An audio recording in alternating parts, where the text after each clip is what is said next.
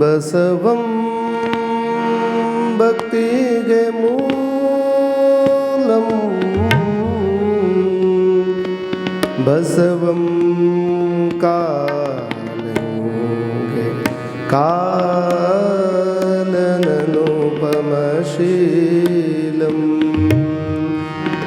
ಬಸವಂ ಜಂಗಮವರಲೋಲಂ ಬಸವಾ ರಕ್ಷಿಪುದನ್ ಸಂಗನ ಬಸವ ಸಂಗನ ಬಸವ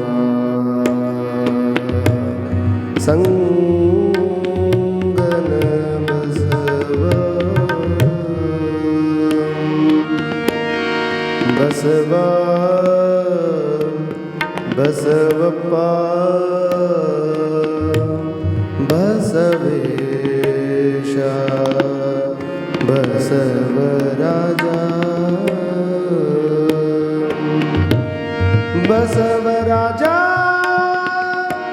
ದಿವ್ಯಗಣ ತೇಜ ಇದೋ ನಿನಗೆ ವಚನ ಪೂಜಾ ವಚನ ಪೂಜಾ ವಚನ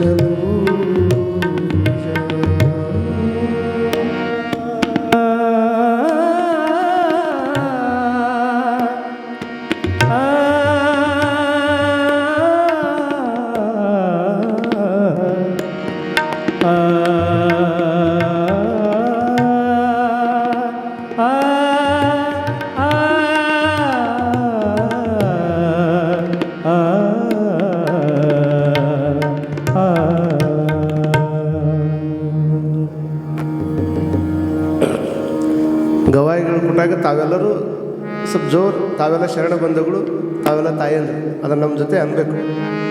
ಸುಖ ಒಂದು ಕೋಟಿ ಬಂದಲ್ಲಿ ಬಸವಣ್ಣನ ನೆನೆಯುವುದು. ಸುಖ ಒಂದು ಕೋಟಿ ಬಂದಲ್ಲಿ ಬಸವಣ್ಣನ ನೆನೆಯುವುದು. ಸುಖ ಒಂದು ಕೋಟಿ ಬಂದಲ್ಲಿ ಬಸವಣ್ಣನ ನೆನೆಯುವುದು. ಸುಖ ಒಂದು ಕೋಟಿ ಬಂದಲ್ಲಿ ಬಸವಣ್ಣನ ನೆನೆಯುವುದು. ದುಃಖ ಒಂದು ಕೋಟಿ ಬಂದಲ್ಲಿ ಬಸವಣ್ಣನ ನೆನೆಯುವುದು. ದುಃಖ ಒಂದು ಕೋಟಿ ಬಂದಲ್ಲಿ ಬಸವಣ್ಣನ ನೆನೆಯುವುದು. ಸುಖ ಒಂದು ಕೋಟಿ ಬಂದಲ್ಲಿ ಬಸವಣ್ಣನ ನೆನೆಯುವುದು. ದುಃಖ ಒಂದು ಕೋಟಿ ಬಂದಲ್ಲಿ ಬಸವಣ್ಣನ ನೆನೆಯುವುದು. ದುಃಖ ಒಂದು ಕೋಟಿ ಬಂದಲ್ಲಿ ಬಸವಣ್ಣನ ನೆನೆಯುವುದು.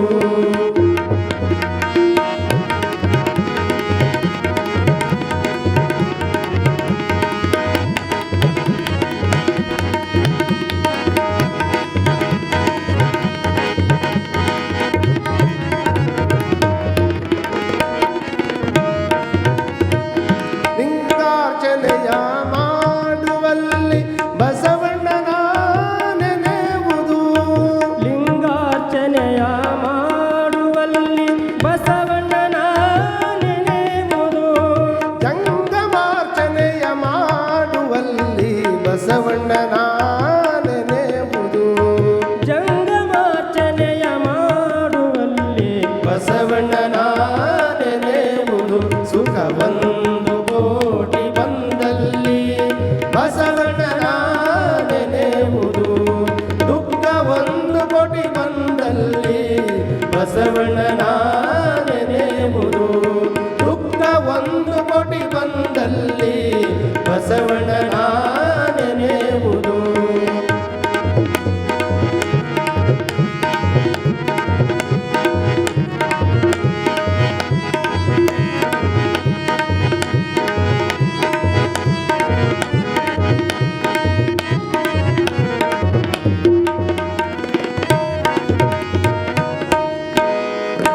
ಪಾದೋದಕ ಪ್ರಸಾದ ಕೊಂಬುವಲ್ಲಿ ಬಸವಣ್ಣನ ನೆನೆಯುವುದು.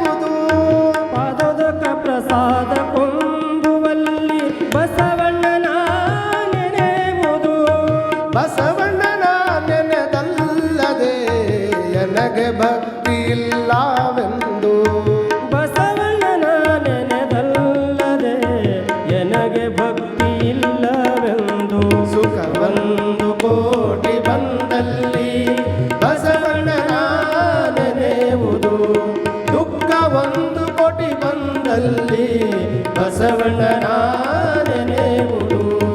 ದುಃಖ ಒಂದು ಕೋಟಿ ಬಂದಲ್ಲಿ ಬಸವಣ್ಣನ ನೆನೆಯುವುದು.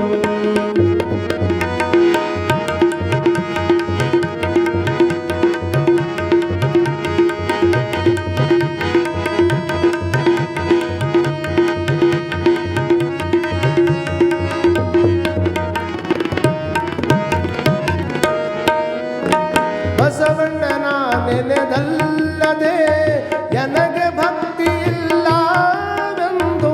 ಬಸವಣ್ಣನ ನೆನೆದಲ್ಲದೆ ನನಗೆ ಭಕ್ತಿ ಇಲ್ಲವೆಂದು. ಬಸವಣ್ಣನ ನೆನೆದಲ್ಲದೆ ನನಗೆ ಮುಕ್ತಿ ಇಲ್ಲವೆಂದು.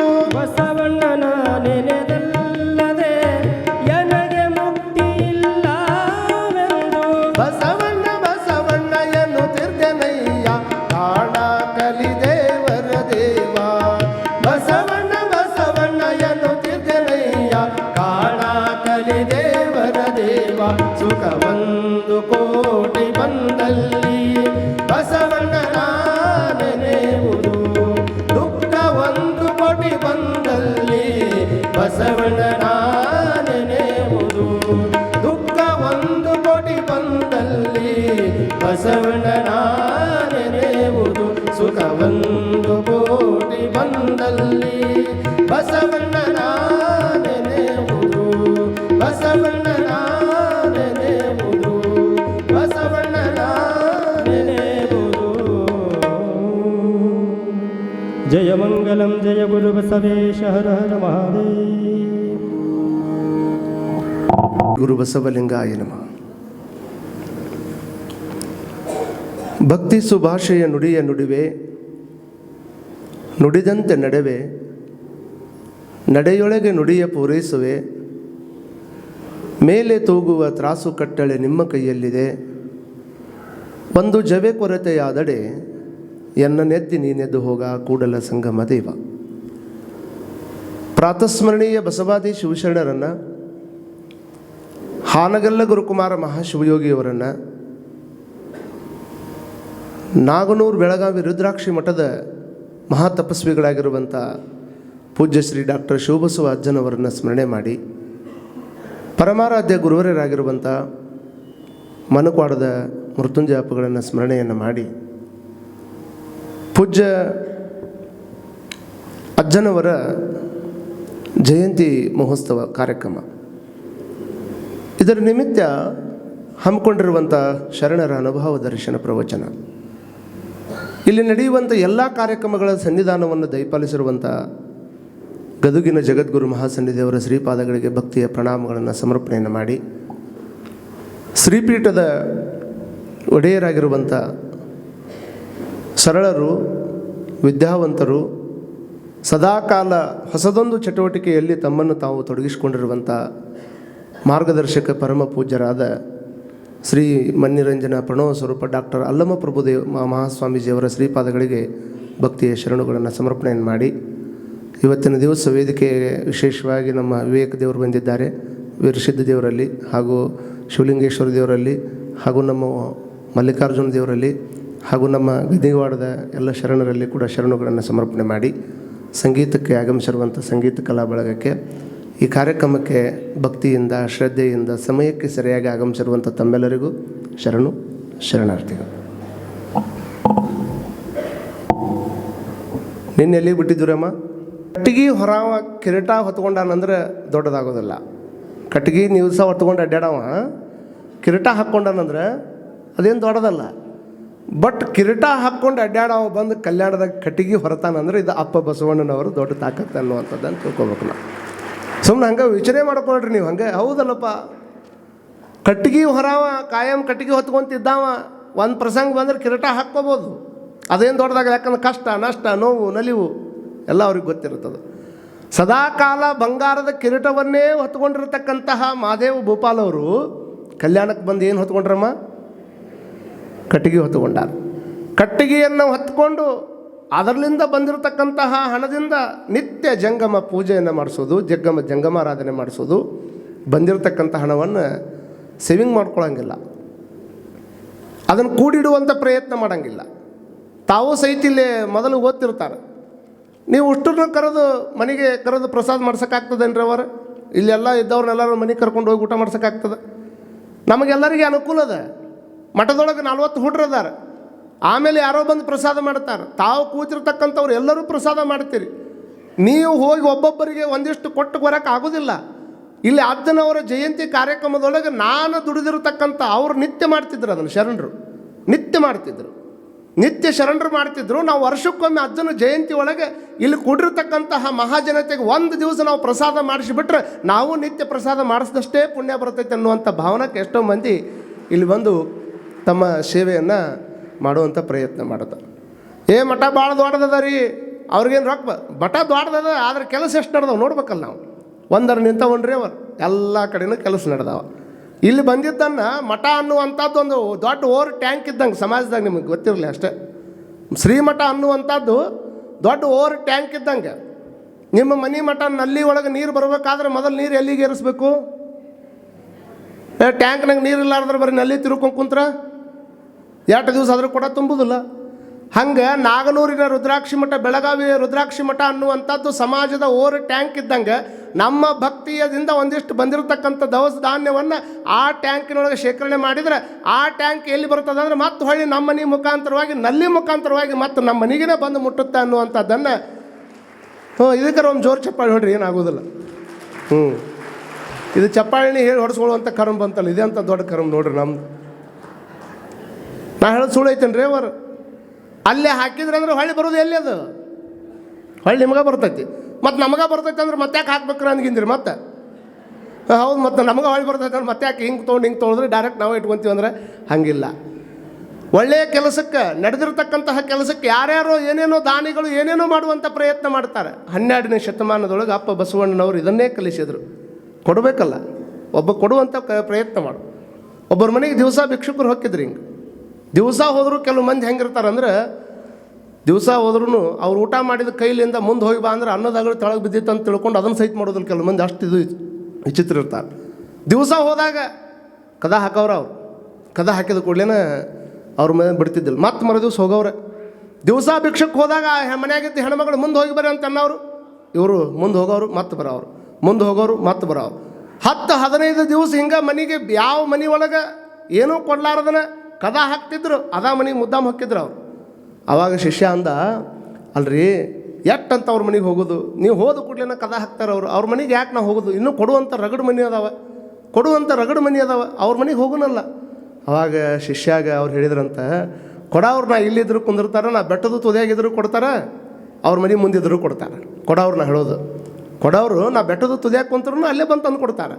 ಕೊಡ್ಲಾರ್ದವ್ರು ಅವ್ರ ಮನೆ ಮಟ್ಟ ಬಂದ್ರೂ ಕೊಡಂಗಿಲ್ಲ ಅವರು. ಹಾಗಾಗಿ ಕೊಡೋದು ಕೆಲಸದೇನೈತಲ್ಪ, ಅದು ನನ್ನ ಧರ್ಮ ಅಂತ ತಿಳ್ಕೊಂಡು ಮತ್ತೆ ಹೊಳಿ ಹೋದ್ರೆ ಅವರು.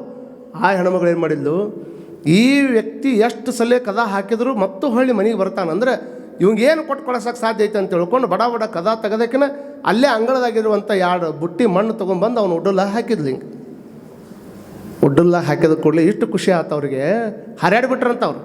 ಹಾರಾಡ್ಕೊಂತ ಹೋದ್ರೆ ನಿನಗೆ ಚಲೋ ಆಗಲಿ, ನಿನಗೆ ಚಲೋ ಆಗಲಿ, ನಿನಗೆ ಚಲೋ ಆಗಲಿ. ಶಿಷ್ಯಾಗ ತಲೆ ಕೆಡ್ತು. ಅಲ್ಲ, ಲಕ್ಷಗಟ್ಟಲೆ ಕೊಟ್ಟವ್ರನ್ನ ಹೊಗಳಂಗಿಲ್ಲ ನೀವು, ಯಾರಂತೂ ವಿಚಾರ ಸಹಿತ ಮಾಡೋಂಗಿಲ್ಲ. ಈಕೆ 20 ದಿವಸ ನಿಮ್ಮನ್ನು ಕಾಯಿಸ್ಯಾಳ. 20 ದಿವಸ ಕಾದ ಮೇಲೆ ಮತ್ತೆ ಅಂಗಳದಾಗಿನ ಮಣ್ಣು ತೊಗೊಂಬಂದು ಉಡ್ಡಲ್ಲ ಹಾಕ್ಯಾಳ. ಆದರೂ ಈಕೆಗೆ ಚಲೋ ಆಗಲಿ ಅಂತ ಹೇಳಕತ್ತಿರಲ್ಲ. ಏನಿದು ನಿಮ್ಮ ವಿಶೇಷ ಅಂದಾಗ ಎಲ್ಲ ಮಹಾಜನತೆ ತಿಳ್ಕೊಬೇಕು. ಅವ್ರು ಹೇಳಿರುವಂಥ ಮಾತು ಎಷ್ಟು ಚಲೋ ಇತ್ತಂದ್ರೆ, ನೋಡಪ್ಪ, ನಾನು 20 ದಿವಸ ಬಂದಾಗನೂ ಸಹಿತ ಬರೀ ಕದ ಹಾಕೋದು ಬಿಟ್ಟರೆ ಬೇರೆ ಯಾವ ಮಾತನ್ನು ಮಾತಾಡಿಲ್ಲ. ಹೆಣ್ಮಗಳು ಕೊಡಬೇಕನ್ನುವಂಥ ಭಾವನೆ ಇರಲಿಲ್ಲ. 20 ದಿವಸ ಆದ ನಂತರದಲ್ಲಿ ಇವತ್ತು ಮಣ್ಣು ಕೊಡಬೇಕನ್ನುವಂಥ ತಲೆಯಾಗಿ ಬಂದೈತೆ ಅಂದರೆ ಮುಂದೊಂದು ದಿವಸ ಚಿನ್ನ ಕೊಡತಾಳ ಅನ್ನುವಂಥ ನಂಬಿಕೆ ಮೇಲೆ ನಾನು ಆಕೆಗೆ ಆಶೀರ್ವಾದ ಮಾಡೀನಿ ಅಂದ. ಮಣ್ಣು ಕೊಟ್ಟಾಳಂತ ಬೇಜಾರು ಯಾಕೆ ಮಾಡ್ತೀವೋ ತಮ್ಮ? ಇದು ಎಲ್ಲ ಜಗತ್ತು ಹುಟ್ಟಿದ್ದು ಎದ್ರಾಗ ಹುಟ್ಟೈತಿ? ಎದ್ರಾಗ ಹುಟ್ಟೈತ್ರಮ್ಮ? ಮಣ್ಣಿಂದ ಕಾಯ, ಮಣ್ಣಿಂದ. ಮಣ್ಣಿನೊಳಗೆ ಎಷ್ಟು ದೊಡ್ಡ ಶಕ್ತಿ ಇಟ್ಟ ನೋಡ್ರಿ. ಮಣ್ಣಿನೊಳಗೆ ಬಹುತೇಕ ಈ ಮಣ್ಣಿನೊಳಗೆ ಎಷ್ಟು ದೊಡ್ಡ ಶಕ್ತಿ ಇಟ್ಟಾನ ಪರಮಾತ್ಮ ಅಂತಂದ್ರೆ, ಯಾವ ಬ್ಯಾಂಕಿನೊಳಗೆ ಹೋದ್ರೂ ಸಹಿತ 1 ಲಕ್ಷ ರೂಪಾಯಿ ರೊಕ್ಕ ಇಟ್ಟು ಬಂದ್ರಿ ಅಂದ್ರೆ ಆ ರೊಕ್ಕ ಡಬಲ್ ಆಗಬೇಕಾದ್ರೆ 9 ವರ್ಷ ಬೇಕಾಗ್ತದೆ. ಎಷ್ಟು ವರ್ಷ ಬೇಕಾಗ್ತದೆ? 9 ವರ್ಷ. 1 ಲಕ್ಷ ರೊಕ್ಕವನ್ನು ಒಂದು ಬ್ಯಾಂಕಿನೊಳಗೆ ನೀವು ಫಿಕ್ಸ್ ಡಿಪಾಸಿಟ್ ಮಾಡಿದ್ರಿ ಅಂದ್ರೆ ಅದು ಡಬಲ್ ಆಗೋದಕ್ಕೆ 9 ವರ್ಷ ತಗೋತದೆ.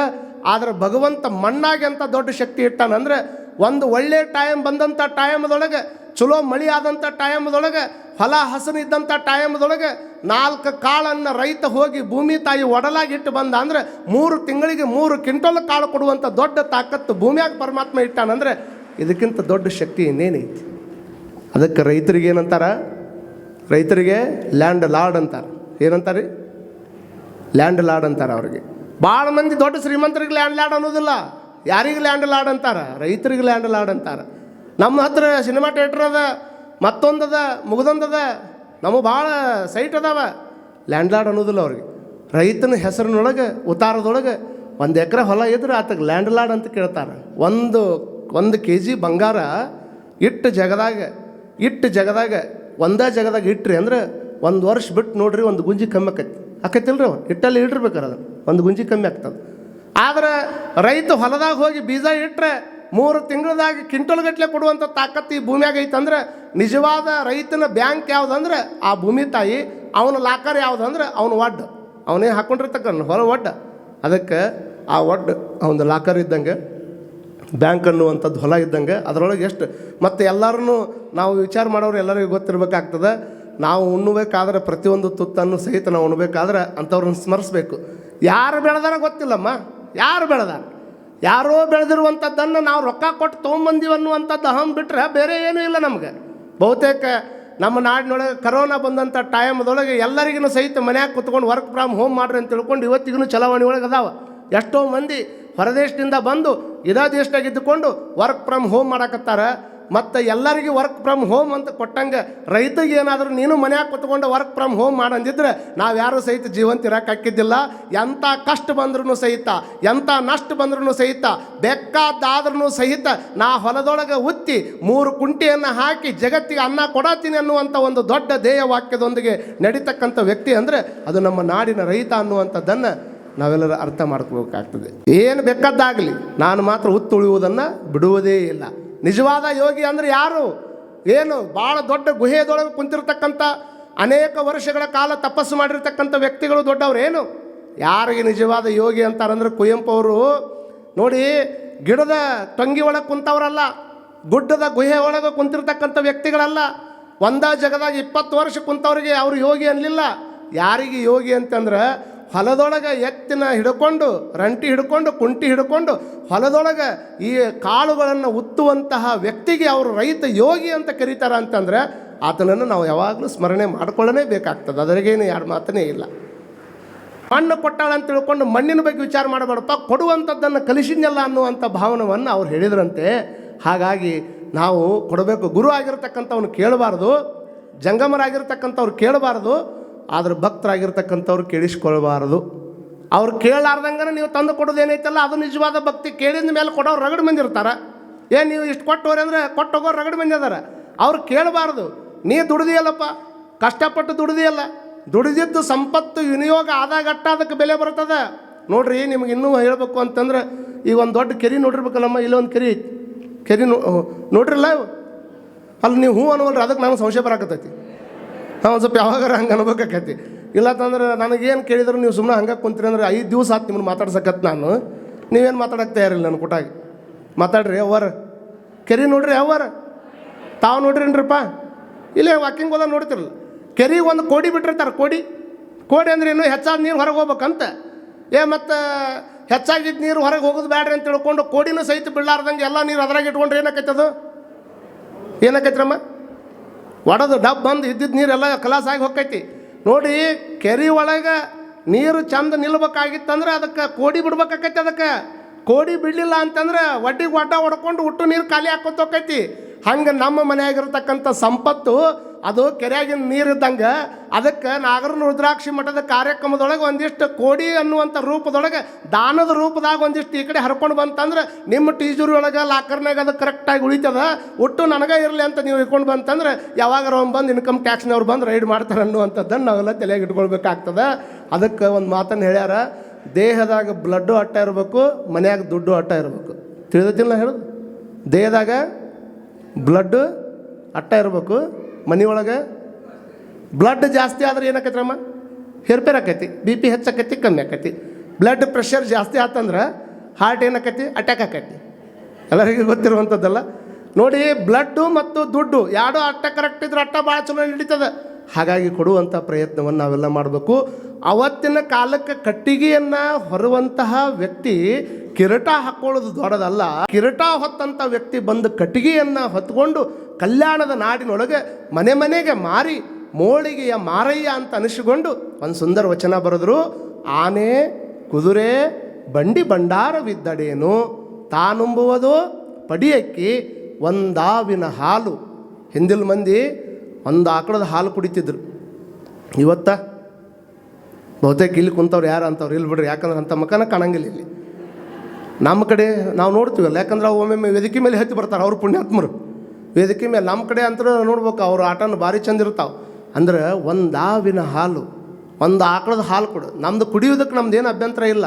ಚಲೋ ಹಾಲು ಕೊಡ್ರಿ, ಬೋರ್ಮಿಟ ಕೊಡ್ರಿ, ಮತ್ತೊಂದು ಕೊಡ್ರಿ. ಆದರೆ ಆಲ್ಕೋಹಾಲ್ ಮಾತ್ರ ಕುಡಿಬಾರ್ದು ಅನ್ನುವಂಥದ್ದನ್ನು ನಾವೆಲ್ಲರೂ ತಲೆಯಾಗಿಟ್ಕೋಬೇಕಾಗ್ತದೆ. ಮನುಷ್ಯ ಆದರೂ ತಿಳ್ಕೊಳ್ರಿ ನೀವು, ಎಷ್ಟು ವಿಚಿತ್ರ ಸ್ವಭಾವ ಮನುಷ್ಯಂದು ಅಂತಂದ್ರೆ, ಯಾವುದು ಚಲೋ ಅಂತ ಐತಿ ಅದನ್ನು ಜಲ್ಲಿ ಮಾಡಂಗಿಲ್ಲ. ಕೆಟ್ಟದ್ದಿತ್ತು ಅಂದ್ರೆ ಉಣ್ಣೆ ಕೆಚ್ಚಲದೊಳಗಿದ್ದು ಉಂಬುವುದೇ ನೊರೆವಾಲ. ಉಣ್ಣಿ ಕೆಚ್ಚಲದೊಳಗಿದ್ದು ಉಂಬುವುದೇ ನೊರೆವಾಲ. ಪುಣ್ಯ ಕ್ಷೇತ್ರದಲ್ಲಿ ಹುಟ್ಟಿ ಶಿವಜ್ಞಾನಿಗಳ ಬರವನರಿಯದಿದ್ದಡೆ ಆ ಉಣ್ಣೆಕ್ಕಿಂತ ಕಷ್ಟ ರಾಮನಾಥ. ಉಣ್ಣಿ ಕೆಚ್ಚಲದೊಳಗಿರುತ್ತದೆ, ಹಾಲು ಕೊಡು ಜಗದಾಗಿರುತ್ತದೆ. ಆದರೂ ಸಹಿತ ಅದು ಕುಡಿದೇನು ರಕ್ತನ ಕುಡಿತದೆ, ಹಾಲು ಕುಡಿಬೇಕಂತ ವಿಚಾರ ಮಾಡೋಂಗಿಲ್ಲ. ನಮಗೆ ಬದುಕೋದಕ್ಕಾಗಿ ಬಾಳೋದಕ್ಕಾಗಿ ಅನೇಕ ರೀತಿಯಾಗಿರ್ತಕ್ಕಂತಹ ಅನೇಕ ಪಾನೀಯಗಳದಾವ. ಆದ್ರೂ ಸಹಿತ ಕೆಟ್ಟದ್ದು ಎಷ್ಟು ಜಲ್ಲಿ ಹೊಕ್ಕೈತೆ ಮನುಷ್ಯಾಗಂದ್ರೆ, ಹಾಲನ್ನು ಹೊತ್ತು ಮಾರ್ತಾರೆ, ಶರಾಯಿಯನ್ನು ಇಟ್ಟು ಮಾರ್ತಾರೆ. ಹಾಲು ಹೊತ್ತು ಮಾರ್ತಾರೆ, ಶರಾಯಿ ಇಟ್ಟು ಮಾರ್ತಾರೆ. ನೋಡ್ರಿ, ಹೊಟ್ಟಿಗೆ ಬೇಕಾಗಿರುವಂಥ ಕಾಯಿಪಲ್ಲೆಯನ್ನು ಗಟಾರ ದಂಡಿ ಒಳಗಾಗಲಿ ಇಲ್ಲಾತಂದ್ರೆ ಒಂದು ರೋಡ್ ಮೇಲೆ ತಾಟಿನ ಚೀಲ ಹಾಕ್ಕೊಂಡು ಆ ಪಾಟಿನ ಚೀಲದ ಮೇಲೆ ಹೊಟ್ಟಿಗೆ ಹೋಗುವಂಥ ಕಾಯಿಪಲ್ಲೆ ರೋಡ್ನಾಗ ಇಟ್ಟು ಮಾರ್ತಾರೆ. ಯಾವುದು ನಮ್ಮನ್ನು ನಾಶ ಮಾಡ್ತದೆ ಅದನ್ನು ಯಾವ ಟೈಪ್ ಜಗಮಗ ಇಟ್ಟಿರ್ತಾರಂತ ಮಾಡ್ರಿ ನೀವು. ನೋಡ್ರಿ, ಅರ್ಧ ಕರ್ನಾಟಕದ ಕರೆಂಟ್ ಅದಕ್ಕೆ ಬೇಕು. ಅರ್ಧ ಕರೆಂಟ್ ಕರ್ನಾಟಕದ ಅದಕ್ಕೆ ಹೋಗ್ತದೆ. ಜಗಮಗ ಮಾಡಿಬಿಟ್ಟಿರ್ತಾರೆ. ಅದನ್ನು ತೊಗೊಂಡಾಗ ಮನುಷ್ಯರಿಗೆ ಏನಕ್ಕತ್ತೆ ಅನಿಸುದ್ಯೋ. ನೀವು ಇನ್ನೂ ಪರೀಕ್ಷೆ ಮಾಡಿ ಹೇಳ್ಬೇಕಂತಂದ್ರೆ, ಈಗ ಒಂದು ಕಡೆ ಅವ್ರ ತಂದೆ ಕುಂದ್ರಸ್ರಿ, ಒಂದು ಕಡೆ ಮಗನ ಕುಂದ್ರಸ್ರಿ. ಮಗಗನು ಒಂದಿಷ್ಟು ನೀರು ಕುಡಿಯೋಕೆ ಕೊಡಕ್ಕೆ ಹೋಗ್ಬೇಡ್ರಿ, ಅವ್ರ ಅಪ್ಪಗನ ನೀರು ಕುಡಿಯೋಕೆ ಕೊಡಕ್ಕೆ ಹೋಗ್ಬೇಡ್ರಿ. ಒಂದು ಕಡೆ ಕುಂದರ್ಸಿ ಅವ್ರನ್ನ 2 ದಿವಸ ಒಟ್ಟು ನೀರು ಕುಡಿಯೋಕೆ ಕೊಡ್ಲಾರ್ದಂಗೆ. ಆಮೇಲೆ ಒಂದು ಕಡೆ ಹಾಲು ಇಡ್ರಿ, ಇನ್ನೊಂದು ಕಡೆ ಆಲ್ಕೋಹಾಲ್ ಇಡ್ರಿ. ಒಂದು ಕಡೆ ಹಾಲು, ಇನ್ನೊಂದು ಕಡೆ ಆಲ್ಕೋಹಾಲ, ಹಿಂಗೆ ಮುಂದಿಟ್ಟು ಆಮೇಲೆ ನಿಮ್ಮ ಮಗನ ಕೈ ಬಿಟ್ರೆ ಹೋಗಿ ಏನು ಕುಡಿತಾನೆ ನಮ್ಮವ? ಏನು ಕುಡಿತಾನೆ ಹೇಳ್ರಿ? ಹಾಲು ಕುಡಿತಾನೆ. ಹೋಗಿ ಮಗ, ಯಾಕಂದ್ರೆ ಅದು ಮಗು ಅದಕ್ಕೆ ಗೊತ್ತಿಲ್ಲ, ಅದು ಹೋಗಿ ಹಾಲು ಕುಡಿತದೆ. ಮತ್ತು ಮಗು ಹಾಲು ಕುಡ್ದೈತೆ ಅಂತ ತಿಳ್ಕೊಂಡು ಅವ್ರ ಅಪ್ಪನ ಕೈ ಬಿಟ್ರೆ ಅವ ಏನು ಕುಡಿತಾನೆ ನಿಮಗೆಲ್ಲ ಗೊತ್ತಾಗತ್ತೆ. ಆದ್ರೆ ಹೇಳ್ಬೋದು ಅಟ್ಟ ನೀವು ಏನಾರ ಅಂತೇಳಿ. ಅದನ್ನು ಕುಡಿಯೋರು ರಗಡು ಮಂದಿ ಅದಾರ. ಅವ ಅಂತಾನೆ ಹಾಲು ಮತ್ತೆ ಕುಡಿಯೋಕೆ ಬರ್ತದೆ, ಫಸ್ಟ್ ಇದನ್ನು ತೊಗೋತೀನಿ ಅಂತ ಅದನ್ನು ತೊಗೊಂಡಾಗ ಅವ್ರ ಮಗ ಒಂದು ಬುದ್ಧಿ ಮಾತು ಹೇಳ್ತಾನೆ ನಮಗೆ. ಏನು ಹೇಳ್ತಾನೆ ಅಂತಂದ್ರೆ, ಹೌದಪ್ಪಾಜಿ ನಾ ಅನ್ಕೊಂಡಿದ್ದಿಲ್ಲ ಹಿಂಗೆ ಅಂತ ತಿಳ್ಕೊಂಡು ನೋಡು, ಚಲೋ ಹಾಲು ಮುಂದಿಟ್ಟಾಗ ಹಾಲು ಕುಡಿಲಾರ್ದನ ನೀನು ಆಲ್ಕೋಹಾಲ್ ಕುಡಿಯಾಕತ್ತಿ ಅಂದ್ರೆ, ನೋಡಿ, ಹಾಲು ಕುಡ್ದಂಥ ನಾನು ಹಾಲು ಕುಡಿದು ದಿವಸ ತಾಯಿ ತೊಡಿ ಮೇಲೆ ಮುಕ್ಕೋತೀನಿ. ನೀನು ಹಾಲು ಕುಡಿದು ಬಿಟ್ಟು ಹೋಗಿ ಆ ಶರಾಯಿ ಕುಡಿದಿದ್ದಕ್ಕೆ ದಿವಸ ಗಟ್ರಂದಾಗ ನಾಯಿ ತೊಡಿ ಮೇಲೆ ಮಕ್ಕಳುವಂಥ ಪರಿಸ್ಥಿತಿ ನಿನಗೆ ಬಂದೈತೆ ಅಂತ ನಮ್ಮ ಮಕ್ಕಳು ನಮ್ಮ ಬುದ್ಧಿ ಹೇಳ್ತಾವಂದ್ರೆ ನಾವು ವಿಚಾರ ಮಾಡ್ಕೊಳ್ಬೇಕು, ನಾವು ಯಾವ ರೀತಿ ಒಳಗೆ ಬದುಕಾಕತ್ತೀವಿ ಅನ್ನುವಂಥದ್ದನ್ನು. ಕಡಿಯುವುದಕ್ಕೆ ನಮ್ಮದೇನು ಅಭ್ಯಂತರ ಇಲ್ಲ, ಜಾಲಿ ಮುಳ್ಳುಗಳನ್ನು ಕಡಿಬೇಕು. ಕುಡಿಯುವುದಕ್ಕೆ ನಮ್ಮದೇನು ಅಭ್ಯಂತರ ಇಲ್ಲ. ಆದರೆ ಆಲ್ಕೋಹಾಲನ್ನು ಮಾತ್ರ ಕುಡಿಬಾರ್ದು. ಹಾಗಾಗಿ ಒಬ್ಬ ಹೆಣ್ಮಗಳಿಗೆ ಯಾವಾಗ ಭಾಳ ದುಃಖ ಆಕೈತೆ ಅಂತಂದ್ರೆ, ನನ್ನ ಗಂಡ ಒಬ್ಬ ಹೆಣ್ಮಗಳಿಗೆ ದುಃಖ ಆಗೋದು ಯಾವಾಗ ಅಂತಂದ್ರೆ, ನೋಡಿ ಭಾಳ ಮಂದಿ ಈ ಪ್ರಶ್ನೆ ಐತಿ.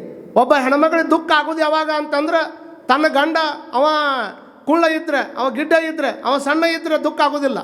ಆತ ಕೆಂಪಿದ್ರೂ ದುಃಖ ಆಗೋದಿಲ್ಲ, ಕರ್ರಗಿದ್ರೂ ದುಃಖ ಆಗೋದಿಲ್ಲ, ಆತ ದಪ್ಪಿದ್ರೂ ದುಃಖ ಆಗೋದಿಲ್ಲ, ಅವ ದುಡಿದೇ ಇದ್ರೂ ಸಹಿತ ಆ ತಾಯಿಗೆ ದುಃಖ ಆಗೋದಿಲ್ಲ. ಅವ ದುಡಿದೇ ಇರಲಿ, ಅವ ಸಣ್ಣ ಇರಲಿ, ದಪ್ಪ ಇರಲಿ, ಇದು ಯಾವುದನ್ನು ಸಹಿತ ಆಕೆ ದುಃಖ ಅಂತ ತಿಳ್ಕೊಳಂಗಿಲ್ಲ, ಎಲ್ಲವನ್ನು ಸಹಿಸ್ಕೊತಾಳೆ.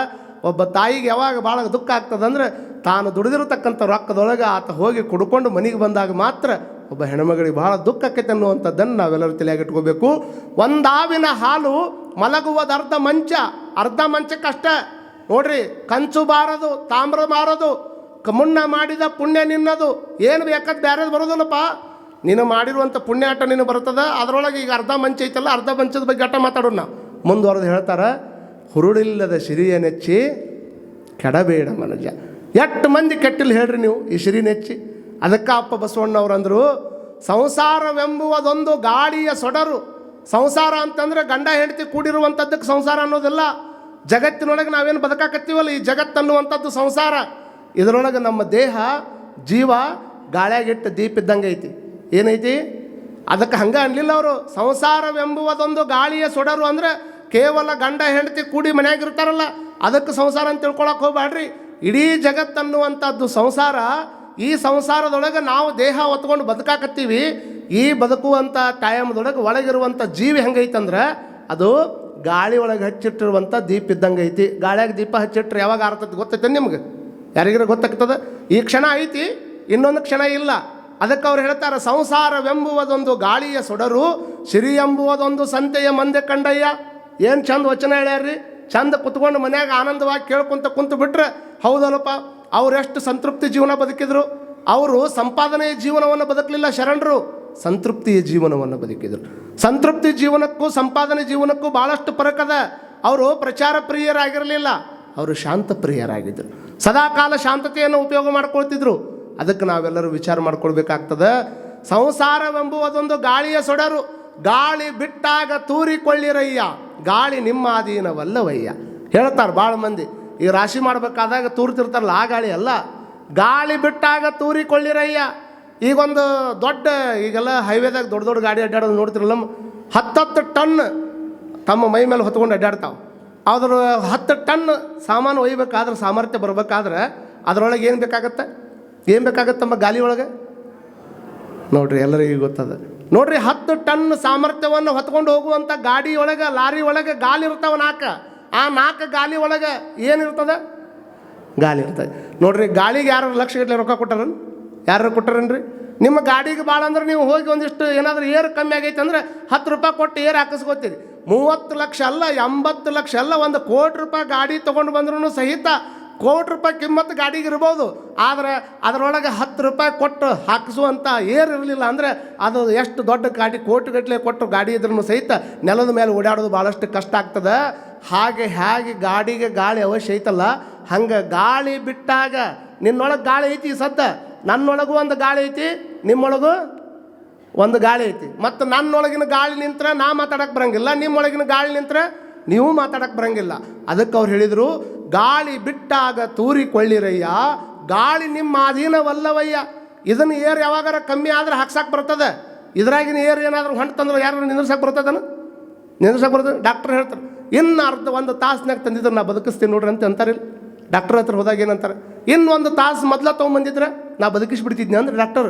ಅವಾಗ ಅಂದ, ಆಕ್ಸಿಡೆಂಟ್ ಆಗದ ಈಗ ಅರ್ಧ ತಾಸ್ನಾಗ ಆಗೈತಿ ರೀ, ಮತ್ತು ತಾಸು ಮುಂದೆ ಎಲ್ಲಿ ತರಲಿ ಅಂದ ಅವ. ಆಕ್ಸಿಡೆಂಟ್ ಆಗಿದ್ದ ಈಗ ಅರ್ಧ ತಾಸ್ನಾಗ ಆಗೈತಿ, ಇನ್ನು ತಾಸು ಮುಂದೆ ಎಲ್ಲಿಂತ ತರಲಿ? ನಾವು ಅನ್ಕೋತೀವಿ ಅಷ್ಟೇ, ಹಂಗಾಗಂಗಿಲ್ಲ. ಅದಕ್ಕೆ ಅವ್ರು ಹೇಳ್ತಾರೆ, ಈ ದೇಹದೊಳಗೆ ಗಾಳಿ ಇದ್ದಾಗ, ಗಾಳಿ ಬಿಟ್ಟಾಗ ಅಂದ್ರೆ ಇದ್ರ ಗಾಳಿ ಯಾವಾಗ ಬಿಟ್ಟೈತಲ್ಲ. ಕೆಲವು ಮಂದಿ ಅಂತ ಏನು ನಾ ಒಳಗೆ ತೊಗೊಂಡಿದ್ದು ಹೊರಗೆ ಬಿಡಂಗಿಲ್ಲ ರೀ, ನಾ ಗಳಿಸಿದ್ದು ಹೊರಗೆ ಕೊಡಂಗಿಲ್ಲ ರೀ ಅಂತ ಹಿಂಗೆ ಹೇಳೋರು. ನೀವು ಹಂಗೆ ಒಂದ್ಸಲ ವಿಚಾರ ಮಾಡಿ ನೋಡ್ರಿ.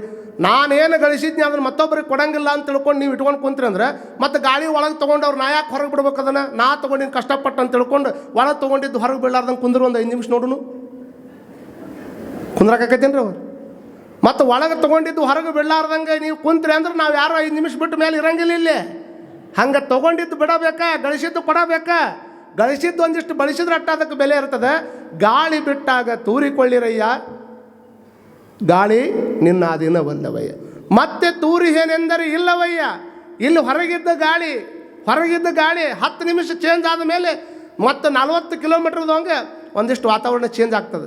ನಮ್ಮ ಭಾರತ ದೇಶದೊಳಗೆ ಸುಮಾರು ಒಂದು 120 ಪ್ರತಿಕೂಲದ ವಾತಾವರಣ ಬದಲಿ ಹಾಕ್ಕೊಂತಿರ್ತೈತೆ. ಹಂಗೆ ಇಲ್ಲಿದ್ದಿದ್ದು ಬೆಳಗಾವ್ದಾಗ ಇದ್ದಿದ್ದು ವಾತಾವರಣ ಮತ್ತು ಹುಬ್ಬಳ್ಳಿಯಾಗ ಇರಂಗಿಲ್ಲ, ಹುಬ್ಬಳ್ಳಿಯಾಗ ಇದ್ದಿದ್ದು ವಾತಾವರಣ ಮುಂದೆ ಆ ಕಡೆ ಕೊಪ್ಪಳ ರಾಯಚೂರು ಇರಂಗಿಲ್ಲ. ನೋಡ್ಬೇಕು ನೀವು, ಬಿಸಿಲಿನ ಹೊಡೆತ ಹೆಂಗೆ ಇರ್ತೈತಿ, ಥಂಡಿ ಸಿಕ್ಕಾಪಟ್ಟೆ ಐತಿ, ಅಲ್ಲಿ ಆ ಕಡೆ ಅಷ್ಟು ಕಮ್ಮಿ ಇರ್ತದೆ, ವಾತಾವರಣ ಚೇಂಜ್ ಆಗಿರ್ತದೆ. ಅದಕ್ಕೆ ಅವ್ರು ಹೇಳ್ತಾರೆ, ಮತ್ತೆ ತೂರಿ ಏನೆಂದರೆ ಇಲ್ಲವಯ್ಯ. ಇನ್ನೊಮ್ಮೆ ತೂರ್ತೀನಿ ಅಂದ್ರೆ ಅಲ್ಲಿ ಹೊರಗೆ 10 ನಿಮಿಷ ಬಿಟ್ಟು ಮತ್ತೊಮ್ಮೆ ಗಾಳಿ ಬಂದ್ರೆ ತೂರ್ಕೋಬೋದು ನೀನು.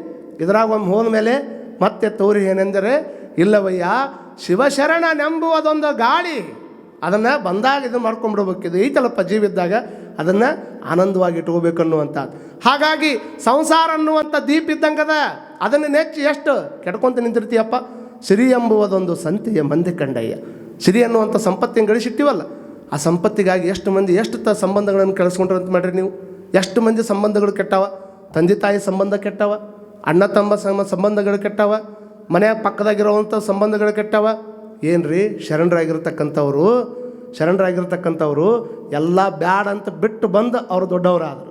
ಅಕ್ಕ ಮಹಾದೇವಿ ತಾಯಿ ಅರಮನೆನ ಬ್ಯಾಡ ಅಂತ ಹೋದ್ಲು, ಅದಕ್ಕೆ ಆ ತಾಯಿ ಅಕ್ಕ ಆದ್ಲು. ಈಗೂ ಭಾಳ ಮಂದಿ ಅಕ್ಕಗಳದಾರ, ಮನೆ ಬಿಟ್ಟು ಬಂದ ಮೇಲೆ ಅಣ್ಣ ತಮ್ಮರ ಮೇಲೆ ಕೇಸ್ ಹಾಕಿ ಆ ಮನೆ ಬಿಟ್ಟು ಅವ್ರು ಅದಾರ. ತಿಳಿದೈತೇನ್ರಿ ಅವ್ರನ್ನ ಹೇಳೋದು? ತಿಳಿದೈತಲ್ರಿ? ಈಗಿನ ಅಕ್ಕಗಳು ಸಂಪತ್ತಿಗಾಗಿ ಬಡದಾಡ್ದವರು. ಅವಾಗಿನ ಅಕ್ಕ ಸಂಪತ್ತಿನ ಅಕ್ಕಗಳು ಇವತ್ತದಾರ, ಆದ್ರೆ ಅವತ್ತಿನ ಕಾಲಕ್ಕೆ ಅಕ್ಕ ಹೆಂಗಿದ್ಲು? ಯಾವುದು ಬೇಡ ನನಗೆ, ಬೇಕಾದಿದ್ರು ಬೇಡಪ್ಪ, ಚೆನ್ನ ಮಲ್ಲಿಕಾರ್ಜುನ ನೀನೊಬ್ಬನೇ ಸಾಕಂತ ತಿಳ್ಕೊಂಡು ಮನೆ ಬಿಟ್ಟು ಹೊರಗೆ ಬರುವಂಥದ್ದು ಐತಲ್ಲ, ಅದು ನಿಜವಾದ ಅಕ್ಕ ಅನ್ನುವಂಥದ್ದನ್ನು ನಾವೆಲ್ಲರೂ ತಲೆಯಾಗಿಟ್ಕೊಳ್ಬೇಕಾಗ್ತದೆ.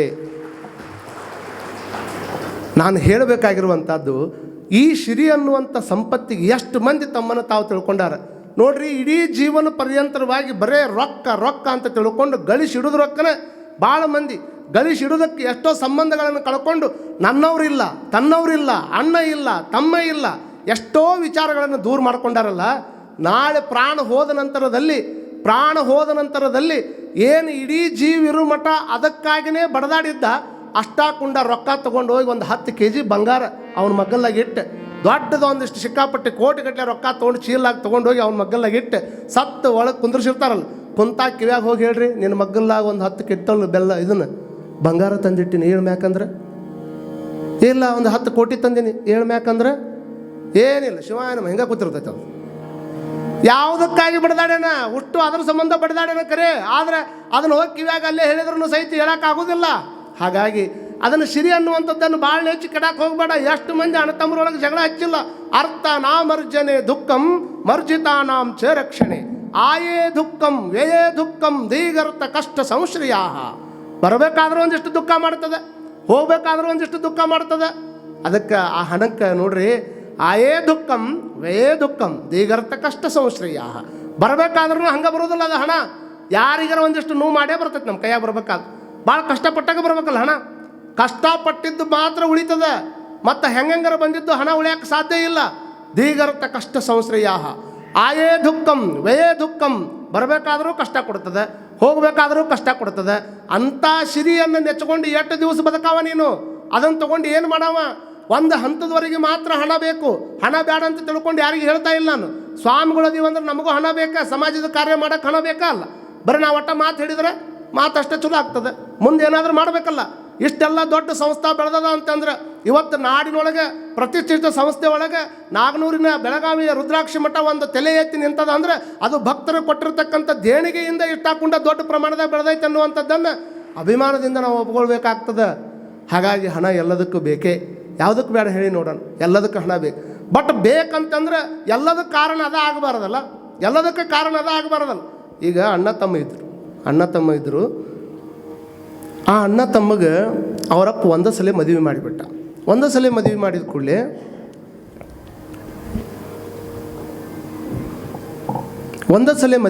ಕೂಡಲೇ ಇಬ್ಬರಿಗೆ ಒಂದೇ ಸಲ ಮದುವೆ ಆಯಿತು. ಮದುವೆ ಆದ ಸ್ವಲ್ಪ ದಿವಸದೊಳಗೆ ಈಗ ಭಾಳ ಮಂದಿಗೆ ನೋಡ್ರಿ ಮದುವೆ ಆಗುತ್ತೇನೋ ಒಂದು ಚಿಂತೆ ಇರ್ತೈತಿ. ಮದುವೆ ಆದ ಕೂಡಲೇ ಮಕ್ಕಳು ಚಿಂತೆನ ಎಲ್ಲರಿಗೂ. ನಮ್ಮ ಹತ್ರ ಇಷ್ಟು ಮಂದಿ ಬರ್ತಾರ, ಈ ಭಯಂಕರ ಜನ ಬರ್ತಾರೆ. ಪಾಪ ಮಠಮಾನ್ಯಗಳಿಗೆ ಹೋಗಿ ಕೇಳುವಂಥದ್ದು ಅವ್ರಿಗೆ ಒಂಥರ ಏನೋ ಒಳಗೆ ದುಗುಡಿರ್ತದೆ. ಅಜ್ಜಾರು ನಮ್ಗೆ 5 ವರ್ಷ ಆತ್ರಿ ಮಕ್ಕಳಾಗಿಲ್ಲ, ನಮಗೆ 10 ವರ್ಷ ಆತ್ರಿ ಮಕ್ಕಳಾಗಿಲ್ಲ. ಅವ್ರಿಗೆ ನಾವು ಕೇಳ್ತೀವಿ, ಡಾಕ್ಟ್ರ್ ಹತ್ರ ಹೋಗಿದ್ರನಪ್ಪ, ಡಾಕ್ಟ್ರ್ ಹತ್ರ ತೋರಿಸ್ಕೊಂಡ್ರಿ, ಯಾರಿಗಾರ ನೋಡ್ರಿ ಮತ್ತು ಸಮಸ್ಯೆ ಇದ್ರೆ ಬಗೆಹರಿಸ್ಕೊಡ್ರಿ ಅಂತ ಹೇಳ್ತೀವಿ. ಆದ್ರೆ ಅಜ್ಜಾರ ನಮ್ಮ ಮಕ್ಳು ಅಕ್ಕವಿಲ್ರಿ ಅಂತ ಅವ್ರ ಆನಂದದ ಒಳಗೆ ಕೇಳೋದು ಹಂಗೆ. ಅವರು ಮಕ್ಳು ಅಕ್ಕವಿಲ್ಲ ಅಂದಾಗ ಕೆಲವು ಮಂದಿ ಎಲ್ಲ ರೀತಿಯಿಂದ ಕೇಳಿ ಹೇಳಿ ಅಲ್ಲೇ ಡಾಕ್ಟ್ರ್ ಹತ್ರ ಸರಿ ಮಾಡ್ಕೊಪ್ಪ, ಅಜ್ಜನ ಆಶೀರ್ವಾದ ನಿನಗಿರಲಿ ಅಂತ ನಂಬಿಕೆ ಕೊಟ್ಟು ಕಳಿಸ್ಬೋದು ನಾ ಅಷ್ಟೇ. ಆದ್ರೆ ಅವರು ಭಾಳ ಮಂದಿ ಬಂದು ಅಜ್ಜಾರು ನನ್ನ ಮಕ್ಕಳಾಗಿಲ್ಲ ಅಂದ ಕೂಡಲೇ ಅವ್ರ ಗುರುಗಳು ಅಂದರು, ಮಕ್ಕಳಾಗಿಲ್ಲ, ಒಂದು 5 ಅಮಾವಾಸ್ಯೆ ನಡ್ಕೊತ ಬಾರಪ್ಪ ಮಠಕ್ಕೆ ಅಂದ್ರೆ, ಆಯ್ತು ರೀಪ್ಪ ನಾಳಿಂದ ನಡ್ಕೊತ ಬರ್ತೀನಿ ಅಂತ 5 ಅಮಾವಾಸ್ಯೆ ನಡ್ಕೊತ ಬಂದಾವ. 5 ಅಮಾವಾಸ್ಯೆ ನಡ್ಕೊತ ಬಂದ ಮೇಲೆ ಮತ್ತೆ 5ನೇ ಅಮಾವಾಸ್ಯೆ ಬಂದು ಅಜ್ಜಾರು ಇನ್ನೂ ಮಕ್ಕಳಾಗಿಲ್ಲ ರೀ ಅಂದ. ಅವಾಗ ಅವ್ರು ಅಂದರು, ಹಂಗಂದ್ರೆ ಒಂದು 5 ಉತ್ತತ್ತಿ ತೊಗೊಂಡು ಬಾ, ಇಲ್ಲ ಆಶೀರ್ವಾದ ಮಾಡಿ ಕೊಡ್ತೀನಿ ಅಂದ್ರೆ ಅವರು ಮತ್ತೆ ಬಂದ. 5 ಉತ್ತತ್ತಿ ಕೊಟ್ಟರು, ಮತ್ತೆ 5 ಅಮಾವಾಸ್ಯೆ ಬಿಟ್ಟು ಬಂದಾನ, ಅಜ್ಜಾರು ಇನ್ನೂ ಮಕ್ಕಳಾಗಿಲ್ಲ ರೀ ಅಂದ. ಮತ್ತು ಅವ್ರು ಅಂದರು 5 ಲಿಂಬೆಹಣ್ಣು ತೊಗೊಂಡು ಬಾ, ಇಲ್ಲಿ 5 ಲಿಂಬೆಹಣ್ಣು ತಂದು ಕೊಟ್ಟ. 5 ಅಮಾವಾಸ್ಯೆ ಬಿಟ್ಟು ಮತ್ತೆ ಬಂದ. 15 ತಿಂಗಳು ಆಗ್ತದೆ ಹಿಂಗೆ. ಅಜ್ಜಾರ ಇನ್ನೂ ಮಕ್ಕಳಾಗಿಲ್ಲ ರೀ ಅಂದವ. ಅವ್ರು ಒಂದೇಕೆ ಕೇಳಬೇಕಾಗಿತ್ತು. ಅಲ್ಲೋ ಲಿಂಬೆಹಣ್ಣು ತೊಗೊಳಕ್ಕೆ ಒಬ್ಬನ ಬಂದು, ಆ ಕಾರ್ಯಕ್ಕೆ ಕೊಟ್ಟಾಗರೂ ಒಬ್ಬನ ಬಂದು, ಮತ್ತು ನಡ್ಕೊಂತ ಬಾ ಅಂದಾಗ ಒಬ್ಬನ ಬಂದು, ನಿನ್ನ ಹೆಣ್ತಿನ ಎಲ್ಲಿದಾಳ ಅಂದ್ರೆ ನನಗಿನ್ನೂ ಮದುವೆನೇ ಆಗಿಲ್ಲ ರೀ ಅಜ್ಜಾರ ಅನ್ಬೇಕಾ?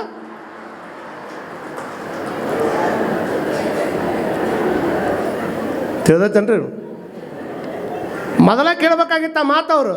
ಮದುವೆ ಆಗಲಾರ್ದನ ಮಕ್ಕಳು ಕೇಳುವಂಥ ಅವ ಹೆಂಗಿರ್ಬೇಕು? ಏನು ಹಾಕಾಗಲಿ. ಈಗ ಮತ್ತು ಭಾಳ ಮಂದಿ ಈಗೂ ನಡೀತಿರ್ತಾವೆ ನೋಡ್ರಿ.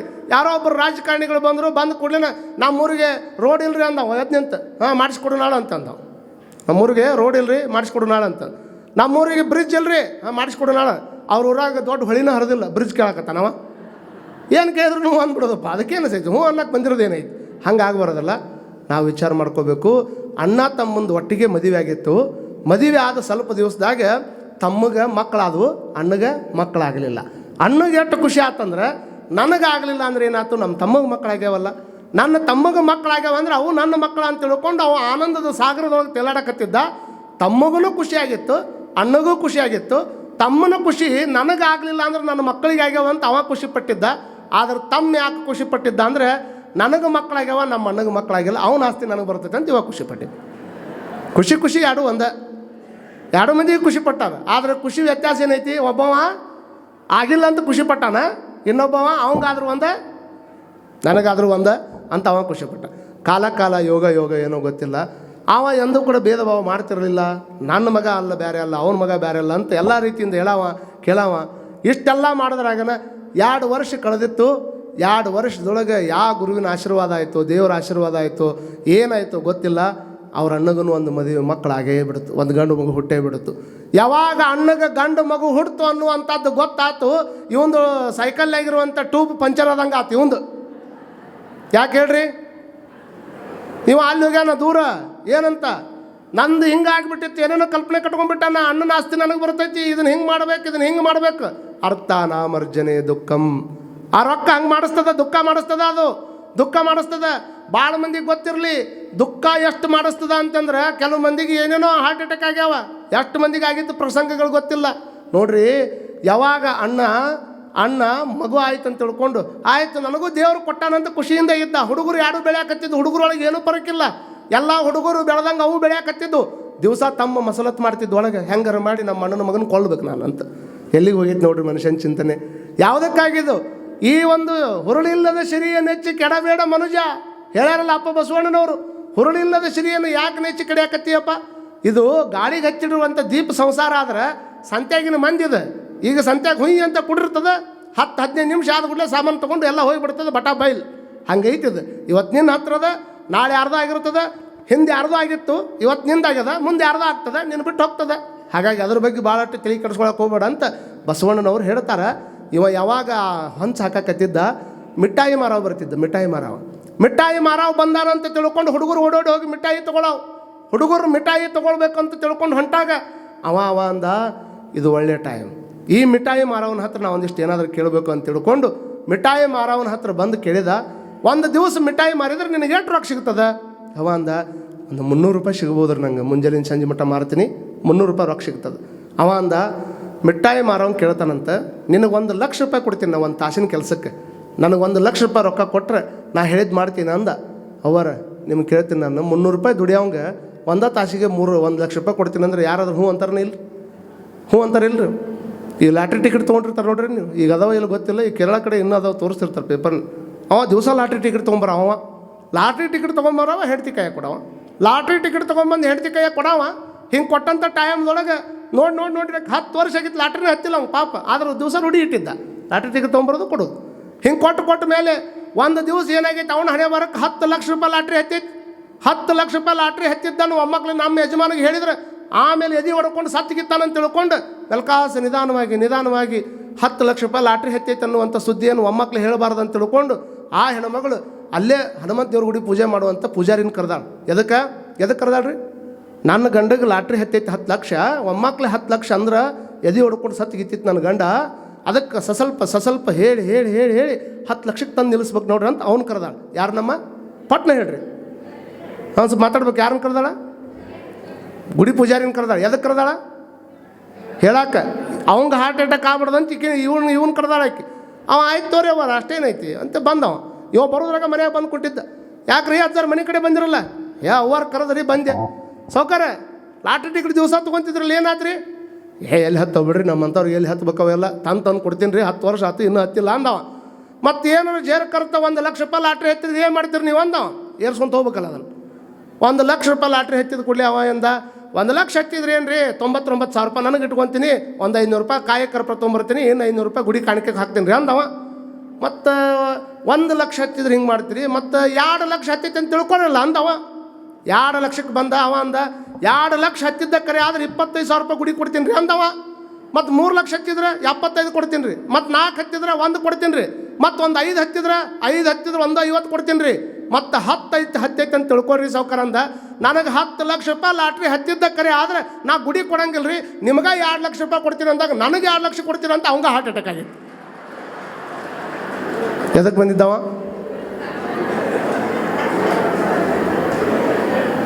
ಅದಲ್ಲ, ಅರ್ಥಾನಾಮರ್ಜನೆ ದುಃಖಂ ವರ್ಜಿತಾನಂ ಚ ರಕ್ಷಣೆ, ಆಯೇ ದುಃಖಂ ವ್ಯಯ ದುಃಖಂ ದೀಗರ್ಥ ಕಷ್ಟ ಸಂಶ್ರಯ. ಅದು ರೊಕ್ಕ ಅದು ಹೆಂಗಾರ ಬರಲಿ ಹಿಂಗಾರ ಬರಲಿ, ಅದು ಕಷ್ಟಕ್ಕೆ ಗುಡಿ ಮಾಡ್ತದ. ಯಾವಾಗ ₹300 ದುಡಿಯುವಂಥ ವ್ಯಕ್ತಿಗೆ ₹1,00,000 ರೊಕ್ಕ ಕೊಡ್ತೀನಿ ಅಂದರು, ₹1,00,000 ರೊಕ್ಕ ಕೊಡ್ತೀನಿ ಅಂದಿದ್ದಕ್ಕೆ ಆತ ಹೌದು ₹1,00,000 ಕೊಡ್ತೀನಿ ಅಂತ ಹೇಳಕತ್ತಿರಲ್ಲ, ನಾ ಮಾಡುವಂಥ ಕೆಲಸ ಏನು ಅಂದ. ಅವಾಗ ಅವ ಹೇಳ್ತಾನಂತ, ನೋಡು ಏನೂ ಮಾಡಬೇಕಾಗಿಲ್ಲ, ಅಲ್ಲೇನು ಬರ್ತಾ ಇದ್ದಾನಲ್ಲ ಸಣ್ಣ ಮಗ ನನ್ನ ಮಗ, ದೊಡ್ಡ ಮಗ ನನ್ನ ಮಗ, ಆಮೇಲೆ ಹುಟ್ಟಿರುವಂಥ ಆ ಮಗ ನಮ್ಮ ಅಣ್ಣನ ಮಗ, ಇಬ್ಬರು ಮಿಠಾಯಿ ತಿನ್ನಕ್ಕೆ ಬರ್ತಾರಲ್ಲ, ಆ ಮಿಠಾಯಿ ಒಳಗೆ ನಾ ಕೊಟ್ಟು ವಿಷವನ್ನು ಅದಕ್ಕೆ ಹಾಕಿ ಕೊಟ್ಟೆ ಅಂದ್ರೆ ನಿನಗೆ ₹1,00,000 ಕೊಡ್ತೀನಿ ಅಂದ. ಅವಾಗ ಅವ ಅಂದ ಮಾತು ನಮಗೆಲ್ಲ ಆದರ್ಶ ಆಗಬೇಕು. ಸಾವುಕಾರ ನೋಡಿ, ಈ ಭೂಮಿ ಮೇಲೆ ಭಗವಂತ ನನ್ನ ಕಳಿಸಿದ್ದು ಮಿಠಾಯಿ ಮಾರ ಅಂತ ಕಳಿಸ್ಯಾನೆ ಹೊರತಾಗಿ ವಿಷ ಮಾರ ಅಂತ ಕಳಿಸಿಲ್ಲ. ನನ್ನ ಭೂಮಿ ಮೇಲೆ ಕಳಿಸಿದ್ದವ ಮಿಠಾಯಿ ಮಾರಕ್ಕೆ ಕಳಿಸ್ಯಾನ, ಸಿಹಿ ಹಂಚಿ ಬಾ ಅಂತ ಕಳಿಸ್ಯಾನ. ನನಗೆ ಅವ ವಿಷ ಹಂಚಿ ಬಾ ಅಂತ ಕಳಿಸಿಲ್ಲ.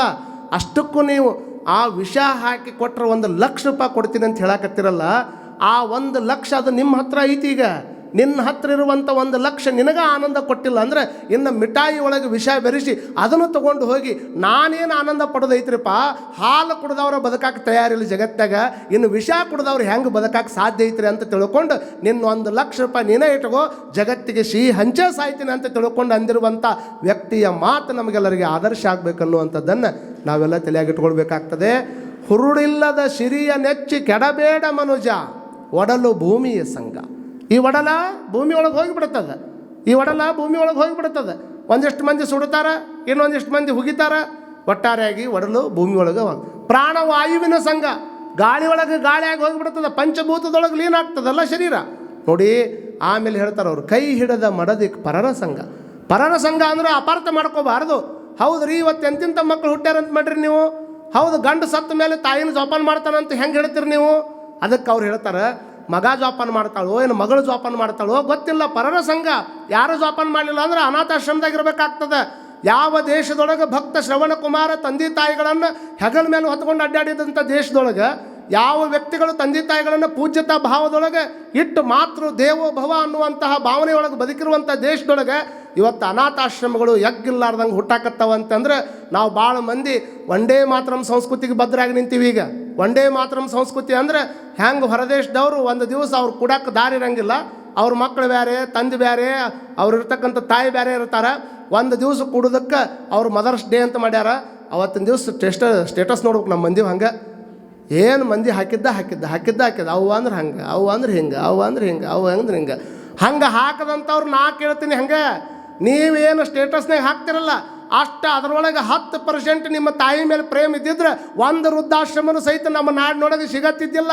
ಅಟ್ಟಾಕುಂಡ ಪ್ರೇಮ ಮಾಡಿ ಬಿಟ್ಟಿದ್ದ ಕರೆ ಆಗಿದ್ರೆ ನಾವು ಕಿಚ್ಚ ಮಾಡ್ಕೋಬೇಕು. ನಾವು ಒಂದೇ ಮಾತ್ರಂ ಸಂಸ್ಕೃತಿ ಅವರಲ್ಲ, ನಾವು ಒಂದೇ ಮಾತ್ರಂ ಸಂಸ್ಕೃತಿ ಒಳಗೆ ತಾಯಿ ಅನ್ನುವಂಥವಳು ಬರೀ ತಾಯಿ ಅಟ್ಟ ಅಲ್ರಿ, ತಾಯಿ ಎದೆ ಹಾಲನ್ನು ಕುಡಿದು ಬಿಟ್ಟ ನಂತರದಲ್ಲಿ ಆಕಳ ಹಾಲು ಕುಡಿಯಕತ್ರೆ, ಎಮ್ಮೆ ಹಾಲು ಕುಡಿಯಕತ್ರೆ, ಅವು ಸಾಯಿ ಮಠ ಮನೆಯಾಗ ಇಟ್ಕೊಂಡು ಜೋಪಾನ ಮಾಡುವಂಥ ಸಂಸ್ಕೃತಿ ಒಳಗೆ ನಾವು ಬದುಕಿವಿ ಅಂತಂದ್ರೆ ವಿಚಾರ ಮಾಡ್ಕೊಳ್ಬೇಕು ಯಾವ ಸಂಸ್ಕೃತಿ ಒಳಗೆ ನಾವೆಲ್ಲ ಜೀವನ ಮಾಡಕತ್ತೀವಿ ಅನ್ನುವಂಥದ್ದು. ಅದಕ್ಕೆ ಅವ್ರು ಅಂತಾರೆ, ಒಡವೆ ತಾನೇನಪ್ಪದು ಕೈ ಹಿಡಿದ ಮಡದಿ ಪರರ ಸಂಘ. ಪರರ ಸಂಘ ಅಂತಂದ್ರೆ ಮೈ ಮೇಲಿದ್ದು ಒಡವೆಗಳು ಅದು ಮಕ್ಕಳು ಪಾಲಕ್ಕೈತೋ ಏನು ಸಾಲಗಾರ ಪಾಲಕ್ಕೈತೋ ಹೇಳೋಕ್ಕಾಗೋದಿಲ್ಲ. ಕೈ ಹಿಡದ ಮಡದಿ ಪರರ ಸಂಘ, ಸಾವಿಂಗೆ ಸಂಗಡ ಆರೂ ಇಲ್ಲ ಕಾಣ ನಿಕ್ಕಳಂಕ ಮಲ್ಲಿಕಾರ್. ಇಷ್ಟು ಮಂದಿ ಕುಂತಿರಲ್ಲ, ನೀವು ಯಾರ ಮನೆಗೆ ಬಂದ್ರೆ ಅವಾಗಳ ಯಾರ ಮನೆಗೆ ಬಂದ್ರೆ ನೀವು ಬಸ್ ಸ್ಟ್ಯಾಂಡ್ ಮಟ್ಟ ಕಳ್ಸಕ್ಕೆ ಹೋಗ್ತೀರಿ, ಮತ್ತು ಅವ್ರ ಹಿಂದೆ ಯಾರು ಬಸ್ ಹತ್ಕೊಂಡು ಹೋಗ್ತಾರ? ಹಂಗೆ ಹೋಗಂಗಿಲ್ಲಲ್ರಿ, ಹೋಗಂಗಿಲ್ಲ. ಸಾವಿಂಗ ಸಂಗಡ ಯಾರೂ ಇಲ್ಲ, ಬರ್ತಾರೆ. ಆರಾಮಿಲ್ಲ ಅಂದ್ರೆ ಮತ್ತು ನಮ್ಮ ಜನ ನೋಡ್ರಿ ಚಲೋ ಇದ್ದಾಗ ಒಟ್ಟ ಅವ್ರ ಹತ್ರ ಹೋಗಂಗಿಲ್ಲ. ನಮ್ಮ ಜನರ ಸ್ವಭಾವ ಇದು. ಚಲೋ ಇದ್ದಾಗ ಅವ್ರ ಹತ್ರ ಹೋಗಂಗಿಲ್ಲ. ಅವ್ರು ಡಾಕ್ಟ್ರ್ ಹೇಳಿರ್ತಾರೆ, ಇನ್ನೇನು ಬಾಯಿ ಬಂದಾಗೈತೆ ರೀ, ಬಾಯಿ ಬಂದಾಗೈತಿ, ಎಲ್ಲ ಮುಗ್ದೈತಿ, ಇನ್ನೇನು ಇಲ್ಲಿ ಸಾಯೋದು ಒಂದ ಮನ್ಯಾಗ ಸಾಯೋದು ಒಂದ, ಹೆಂಗೆ ಮಾಡ್ತೀರಿ? ಇಲ್ರಿ ಮನ್ಯಾಗ ಕರ್ಕೊಂಡು ಹೋಗ್ತೀವ್ರಿ, ಮನೆಗೆ ಕರ್ಕೊಂಡು ಹೋಗ್ರಿ. ಎದು ಸಂಬಂಧ?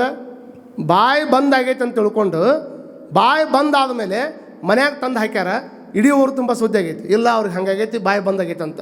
ಅವಾಗ ಇಡೀ ಊರು ತುಂಬ ಸುದ್ದಿ ಆದ ಕೂಡಲೇ ಕೈಯಾಗ ಒಂದು ಬಿಸ್ಕಿಟಿನ ಪುಡಕ ಹಿಡ್ಕೊಂಡು ಒಂದು ಬ್ರೆಡ್ ಬಂಡಲ್ ಹಿಡ್ಕೊಂಡು ಲೈನ್ ಆಗಿ ಚೊಕ್ಕಿರ್ತಾರೆ ಇವರು.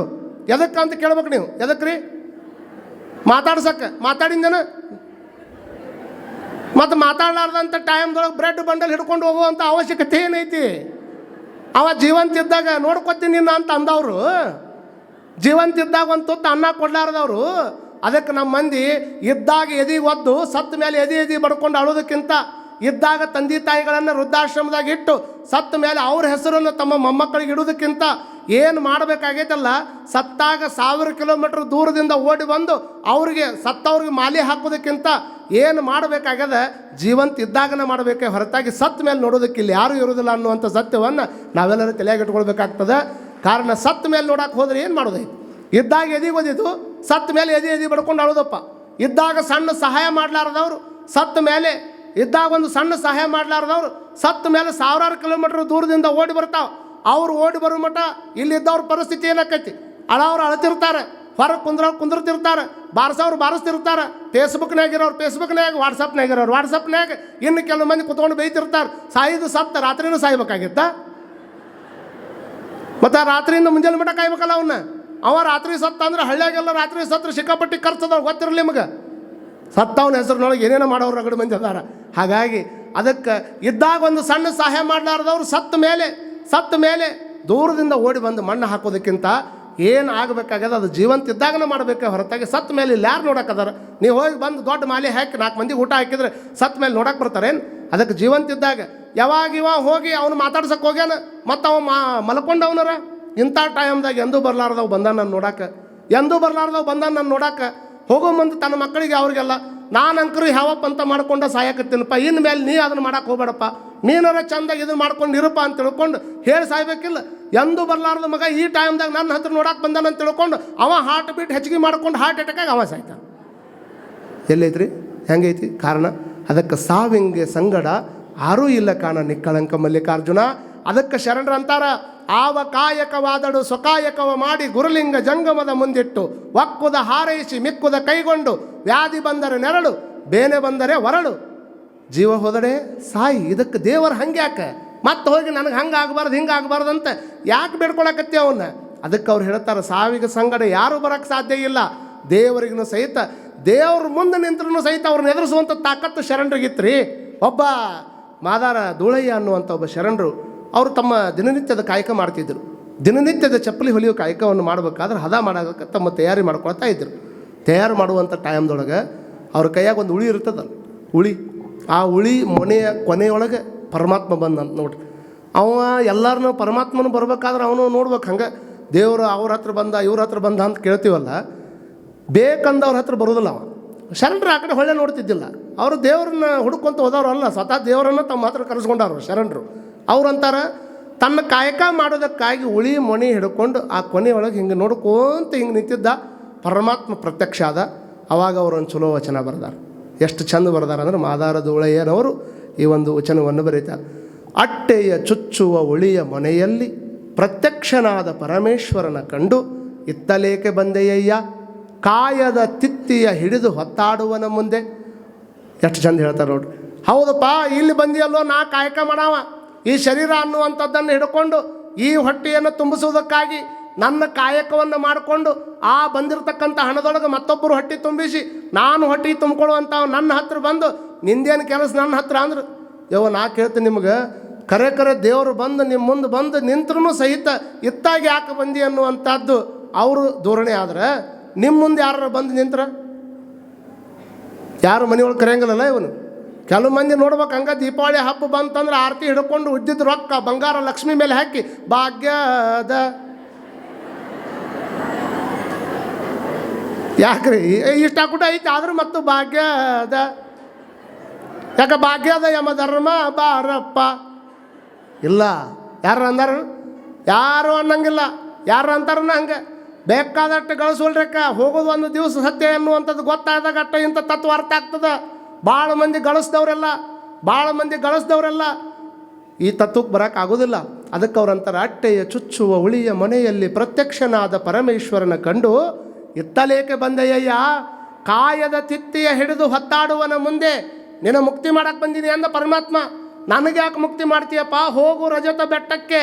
ರಜತ ಬೆಟ್ಟದೊಳಗೆ ಎಷ್ಟೋ ಮಂದಿ ತಪಸ್ಸು ಮಾಡಕತ್ತಾರ. ನೀ ಬರ್ಬೇಕಂತ ತಿಳ್ಕೊಂಡು ಗಡ್ಡ ಬಿಟ್ಟಾರ. ಎಷ್ಟೋ ಮಂದಿ ಊಟ ಬಿಟ್ಟಾರ. ದೇವ್ರು ನಡೆಸೋದಕ್ಕೆ ಎಷ್ಟೆಷ್ಟು ಮಂದಿ ಏನೇನು ಮಾಡ್ತಾರೆ ಇವ.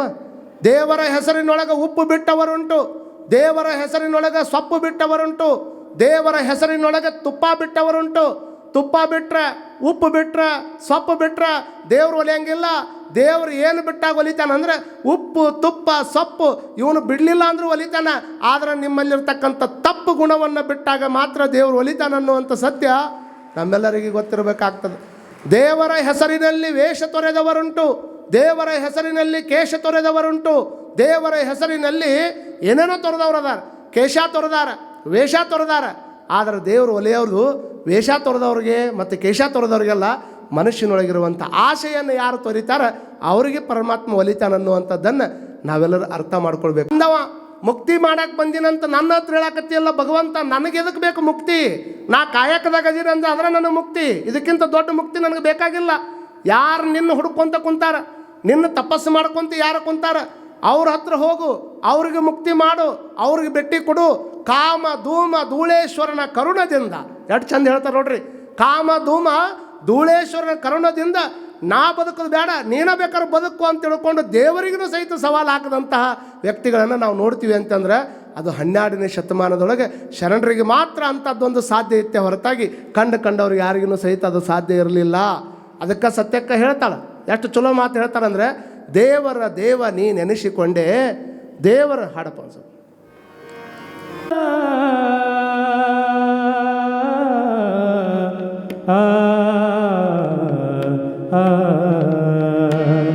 ದೇವರ ದೇವನೇ ಎಂದೆನಿಸಿಕೊಂಡೆ, ದೇವರ ದೇವನೇ ಎಂದೆನಿಸಿಕೊಂಡೆ, ದೇವರ ದೇವನೇ ಎಂದೆನಿಸಿಕೊಂಡೆ.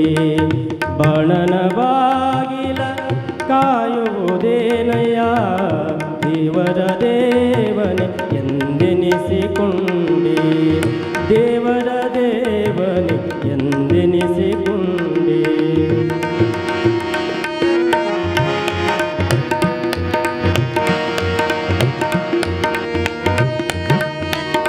ಬಾಣನ ಬಾಗಿಲ ಕಾಯುವುದೇನಯ್ಯ, ದೇವರ ದೇವನೇ ಎಂದೆನಿಸಿಕೊಂಡೆ, ದೇವರ ದೇವನೇ ಎಂದೆನಿಸಿಕೊಂಡೆ, ದೇವರ ದೇವನೇ ಎಂದೆನಿಸಿಕೊಂಡೆ.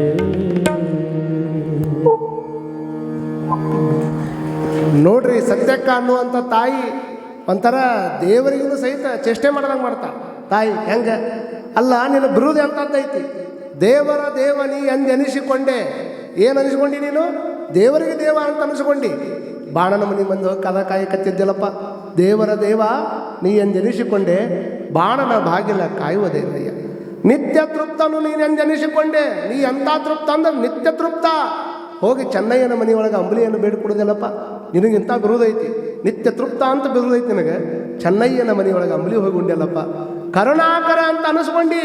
ಆದರೆ ಶರಿಯಾಳನ ಮಗನು ಬೇಡಿದಲ್ಲಪ್ಪ. ಹೋಗ್ಲಿ ಬಿಡು, ಏನಾರು ಯಾಕಾಗಲಿ, ನಿಮ್ಮ ಮಹಿಮೆಯ ನೀವೇ ಬಲ್ಲಿರಿ. ನೀ ಹಂಗೋ ಹಿಂಗೋ ನನಗೆ ಬೇಡಪ್ಪ, ಎನ್ನನ್ನು ಉದ್ಧರಿಸಯ್ಯ, ಎನ್ನನ್ನು ಉದ್ಧರಿಸು ಜಂಬುಜಕ್ಕೇಶ್ವರ ಅನ್ನುವಂಥ ಮಾತನ್ನು ಅವ್ರು ಹೇಳ್ತಾರಲ್ಲ. ಶರಣರ ನಿಲುವು ಅಂತಂದರೆ ಅವರು ಕಾಣದೇ ಇರುವಂತಹ ಸ್ವರ್ಗಕ್ಕಾಗಲಿ, ಕಾಣದೇ ಇರುವಂಥ ದೇವರಿಗಾಗಲಿ ಭಾಳಷ್ಟು ಬೆಲೆ ಕೊಟ್ಟವರಲ್ಲ.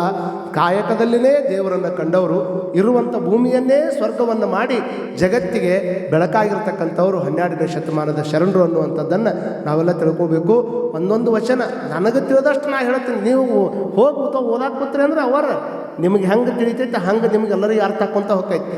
ಶರಣರ ವಚನಗಳು ನಿರ್ದಿಷ್ಟವಾಗಿ ಇದಕ್ಕೈತಿ ಹಿಂಗೈತಿ ಅಂತಲ್ಲ, ಯಾರ್ಯಾರು ಹೆಂಗೆ ಓದ್ಕೊಂತ ಹೋಗ್ತಾರ ಅವ್ರವ್ರ ಬುದ್ಧಿ ಮಟ್ಟಕ್ಕೆ ವಚನ ಸಾಹಿತ್ಯ ಅರ್ಥ ಆಕ್ಕೊಂತ ಹೋಗ್ತದೆ. ನಾನು ಇವತ್ತು ಹೇಳಬೇಕಾಗಿರುವಂಥ ಸ್ಪಷ್ಟವಾದ ಮಾತಿಷ್ಟ, ಎಷ್ಟರ ಗಳಿಸ್ರಿ 1000 ವರ್ಷ ನಾನು ಬದುಕ್ತೀನಂತ ಗಳಿಸ್ಬೇಕಂತ, ನಾಳೆ ಸಾಯ್ತೀನಂತ ಅದನ್ನೊಂದಿಷ್ಟು ಬಳಸ್ಬೇಕಂತ. ಗಳಿಕೆ ಮತ್ತು ಬಳಿಕೆ ಮಧ್ಯದೊಳಗೆ ಒಂದಿಷ್ಟು ತಿಳುವಳಿಕೆ ಇಷ್ಟಿತ್ತು ಅಂತಂದ್ರೆ ನಮ್ಮ ಜೀವನ ಭಾಳಷ್ಟು ಸಾರ್ಥಕ ಆಗ್ತದೆ. ನಿಜವಾದ ಶ್ರೀಮಂತಿಕೆ ಅಂದ್ರೆ ರೊಕ್ಕ ಇಟ್ಕೊಂಡು ಕುಂತವ್ರಟ್ಟ ಶ್ರೀಮಂತ ಅಂತಲೂ ತಿಳ್ಕೊಳಕ್ಕೆ ಹೋಗ್ಬೇಡ್ರಿ. ಕಾರಣ ಏನು ಅಂತಂದ್ರೆ ಸಂತ ತುಕಾರಾಮರು ನಿಮಗೆಲ್ಲ ಗೊತ್ತೈತಿ. ಅವ್ರು ಯಾರೋ ಒಬ್ಬರು ಕೇಳಿದ್ರು, ಗುಡಿಸಲ್ದಾಗ ಎಲ್ಲ ಕಳ್ಕೊಂಡು ಇದ್ದಿದ್ದೆಲ್ಲ ದಾನ ಮಾಡಿ ಬರಗಾಲ ಬಿದ್ದೈತಿ ಪುಷ್ಕಳ ಬಿದ್ದೈತಿ ಅಂತ ತಿಳ್ಕೊಂಡು ಮನೆಯಾಗಿನ ಜ್ವಾಳ ಒಯ್ಬರಿ ಅಂತಂದ್ರೆ ಮಂದಿ ಹೆಂಗಂದ್ರೆ ಸಿಗತೈತೆ ಇಲ್ಲ ಅಂತ ತಿಳ್ಕೊಂಡು ಯಾರೊಬ್ಬರು ಊರಾಗಿದ್ದವ್ರು ಯಾರೂ ಕೊಡಕ್ತಾ ಇರಲಿಲ್ಲ.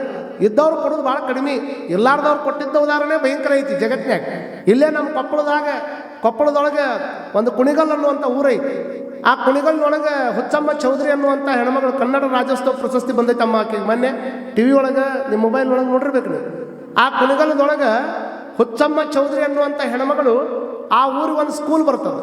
ಸ್ಕೂಲ್ ಬಂದಂಥ ಟೈಮ್ದೊಳಗೆ ಆ ಊರಾಗ 1 ಎಕರೆಗೆ 2 ಕೋಟಿ ಅದಾವೆ. ಸದ್ಯ ರೋಡ್ನಾಗನ ಕೊಪ್ಪಳದ ಮಗ್ಗಲಿಗೆ ಐತದು. ಹೀಗಾಗಿ ಮೈನ್ ಸೇರೆ ಇರೋದ್ರಿಂದ ಭಾಳ ದೊಡ್ಡ ಬೆಲೆ ಅದಾವೆ ಭೂಮಿ. ಹೀಗಾಗಿ ಯಾರೂ ಭೂಮಿ ಕೊಡಂಗಿಲ್ಲ. 2 ಎಕರೆ ಭೂಮಿ ಬೇಕಾಗ್ಯದ, ಅವ್ರು ಯಾರು ಕೊಡ್ತೀರ ಅವ್ರ ಹೆಸರು ನಾವು ಇಡ್ತೀವಿ ಅಂತ ಅಂದಾಗ ಯಾರು ಮುಂದೆ ಬರಲಿಲ್ಲ, ಯಾರು ಮುಂದೆ ಬರೋಕ್ಕೆ ತಯಾರಾಗಲಿಲ್ಲ. ಹುಚ್ಚಮ್ಮ ಭಾಳ ಸಾಲಿ ಕಲ್ತಿಲ್ಲ, ಹೆಸರು ನೋಡ್ರಿ ಹುಚ್ಚಮ್ಮ ಅಲ್ಲಕ್ಕಿ ಹುಚ್ಚಮ್ಮ, ಎಲ್ಲಕ್ಕಿಂತ ದೊಡ್ಡಕ್ಕೆ ಅಂತ ತಿಳ್ಕೊಬೇಕು ನಾವು. ಆ ಹುಚ್ಚಮ್ಮ ಎಲ್ಲರೂ ದೊಡ್ಡ ವ್ಯಕ್ತಿಗಳು ಇದ್ದವ್ರು ಊರಾಗ ಯಾರು ಮುಂದೆ ಬರಲಾರ್ದಂಥ ಟೈಮ್ನೊಳಗೆ ನಮ್ಮೂರಿಗೆ ಒಂದು ಸ್ಕೂಲ್ ಬಂದದ ಅಂದ್ರೆ ನಾನು ಕಲಿತಿಲ್ಲ ಅಂದ ಮಾತ್ರಕ್ಕೆ ಮತ್ತೊಬ್ಬರಿಗೆ ಕಲಿಯೋದಕ್ಕೆ ಅನುಕೂಲ ಮಾಡಬಾರ್ದಂತ ಎಲ್ಲಿ ಇಲ್ಲ. ಹಾಗಾಗಿ ನನ್ನ ಗಂಡು ಹೋದ ನಂತರದಲ್ಲಿ ನನಗಿರೋದು 2 ಎಕರೆ ಬಂದದ. ಆ 2 ಎಕರೆಯನ್ನು ರೋಡಿಗೆ ಹಚ್ಚದ, ಅದನ್ನು ನಾ ದಾನ ಮಾಡ್ತೀನಿ ಅಂತ ತಿಳ್ಕೊಂಡು ಆ ಊರಿನ ಸ್ಕೂಲ್ ಕಟ್ಟೋದಕ್ಕೆ 2 ಎಕರೆ ಭೂಮಿಯನ್ನು ದಾನ ಮಾಡಿಕೊಟ್ಟಾಳ ಹುಚ್ಚಮ್ಮ. ಇಷ್ಟ ಕೊಟ್ಟು ಬಿಟ್ಟಿಲ್ಲ. ಮತ್ತೆ ಆ ಹುಚ್ಚಮ್ಮ ಅಷ್ಟೆಲ್ಲ ಕೊಟ್ಟು ಅದ ಶಾಲೆ ಒಳಗನ ಬಿಸಿ ಊಟ ಏನು ಮಾಡ್ತಾರಲ್ಲ ಹುಡುಗರು, ಆ ಹುಡುಗರಿಗೆ ಅಡುಗೆ ಮಾಡೋದಕ್ಕೆ, ಆ ಬಿಸಿ ಊಟದ ಅಡುಗೆ ಮಾಡೋದಕ್ಕೆ ಅಡುಗೆ ಇನ್ಚಾರ್ಜ್ ಆಕಿನ ಅದಾಳ.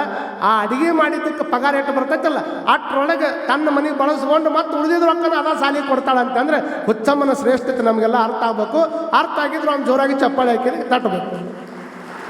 ಹಿಂಗೆ ರಾಗಡ ಮಂದಿ ದಾನ ಮಾಡಿದವ್ರು ಇಲ್ಲಿ ನಮ್ಮ ಮತಕ್ಕೆ ಭಾಳ ಮಂದಿ ಸಿಗ್ತಾರೆ, ಭಾಳ ಮಂದಿ ಕೋಟಿಗಟ್ಟಲೆ ಮಾಡಿದವ್ರು ಸಿಗ್ತಾರೆ. ಕೊಡಬೇಕು ಅನ್ನುವಂಥ ಭಾವನೆ ಬೇಕಲ್ಲ. ಹಾಗಾಗಿ ತುಕಾರಾಮರು ಒಂದು ಮಾತು ಹೇಳಿದ್ದಕ್ಕೆ ಪುಷ್ಕಾಳ ಬಂದದ, ದುಷ್ಕಾಳ ಬಂದದ. ಮನೆಯಾಗಿದ್ದಿದ್ದು ಹಂತ್ರಿ ಅಂತಂದ್ರೆ ಮಂದಿ ಕಿತ್ಕೊಂಡು ಬಂದು ಇದ್ದಿದ್ದು ಬಿದ್ದಿದ್ದು ಅವ್ರಿಗೇನೆ ಇರ್ಲಾರ್ದಂಗೆ ತೊಗೊಂಡು ಹೋಗಿಬಿಟ್ರು. ಮನೆಯಾಗಿದ್ದೆಲ್ಲ ಎಲ್ಲ ತೊಗೊಂಡು ಹೋಗಿಬಿಟ್ರು. ತೊಗೊಂಡು ಹೋದ್ಮೇಲೆ ಮಂದಿ ಬೇಕಂತ ನಮಗ ಇಲ್ಲಾರಂತ ಮನೆ ನೋಡಿದ್ರಿಲ್ಲ, ಮನೆಯಾಗಿದ್ದ ಕಾಳೆಲ್ಲ ಕೊಟ್ಟು ಕುಂತಿ ಇದ್ದವ್ರು ಏನು ತಿನ್ಬೇಕು ಅಂತ ತಿಳ್ಕೊಂಡು ಅಂದಾಗ ಎಲ್ಲರೂ ವಿಠಲ ಅನ್ಕೊಂಡು ದೇವ್ರ ಮೇಲೆ ಭಾರ ಹಾಕ್ಕೊಂಡು ಇದ್ದವ್ರು.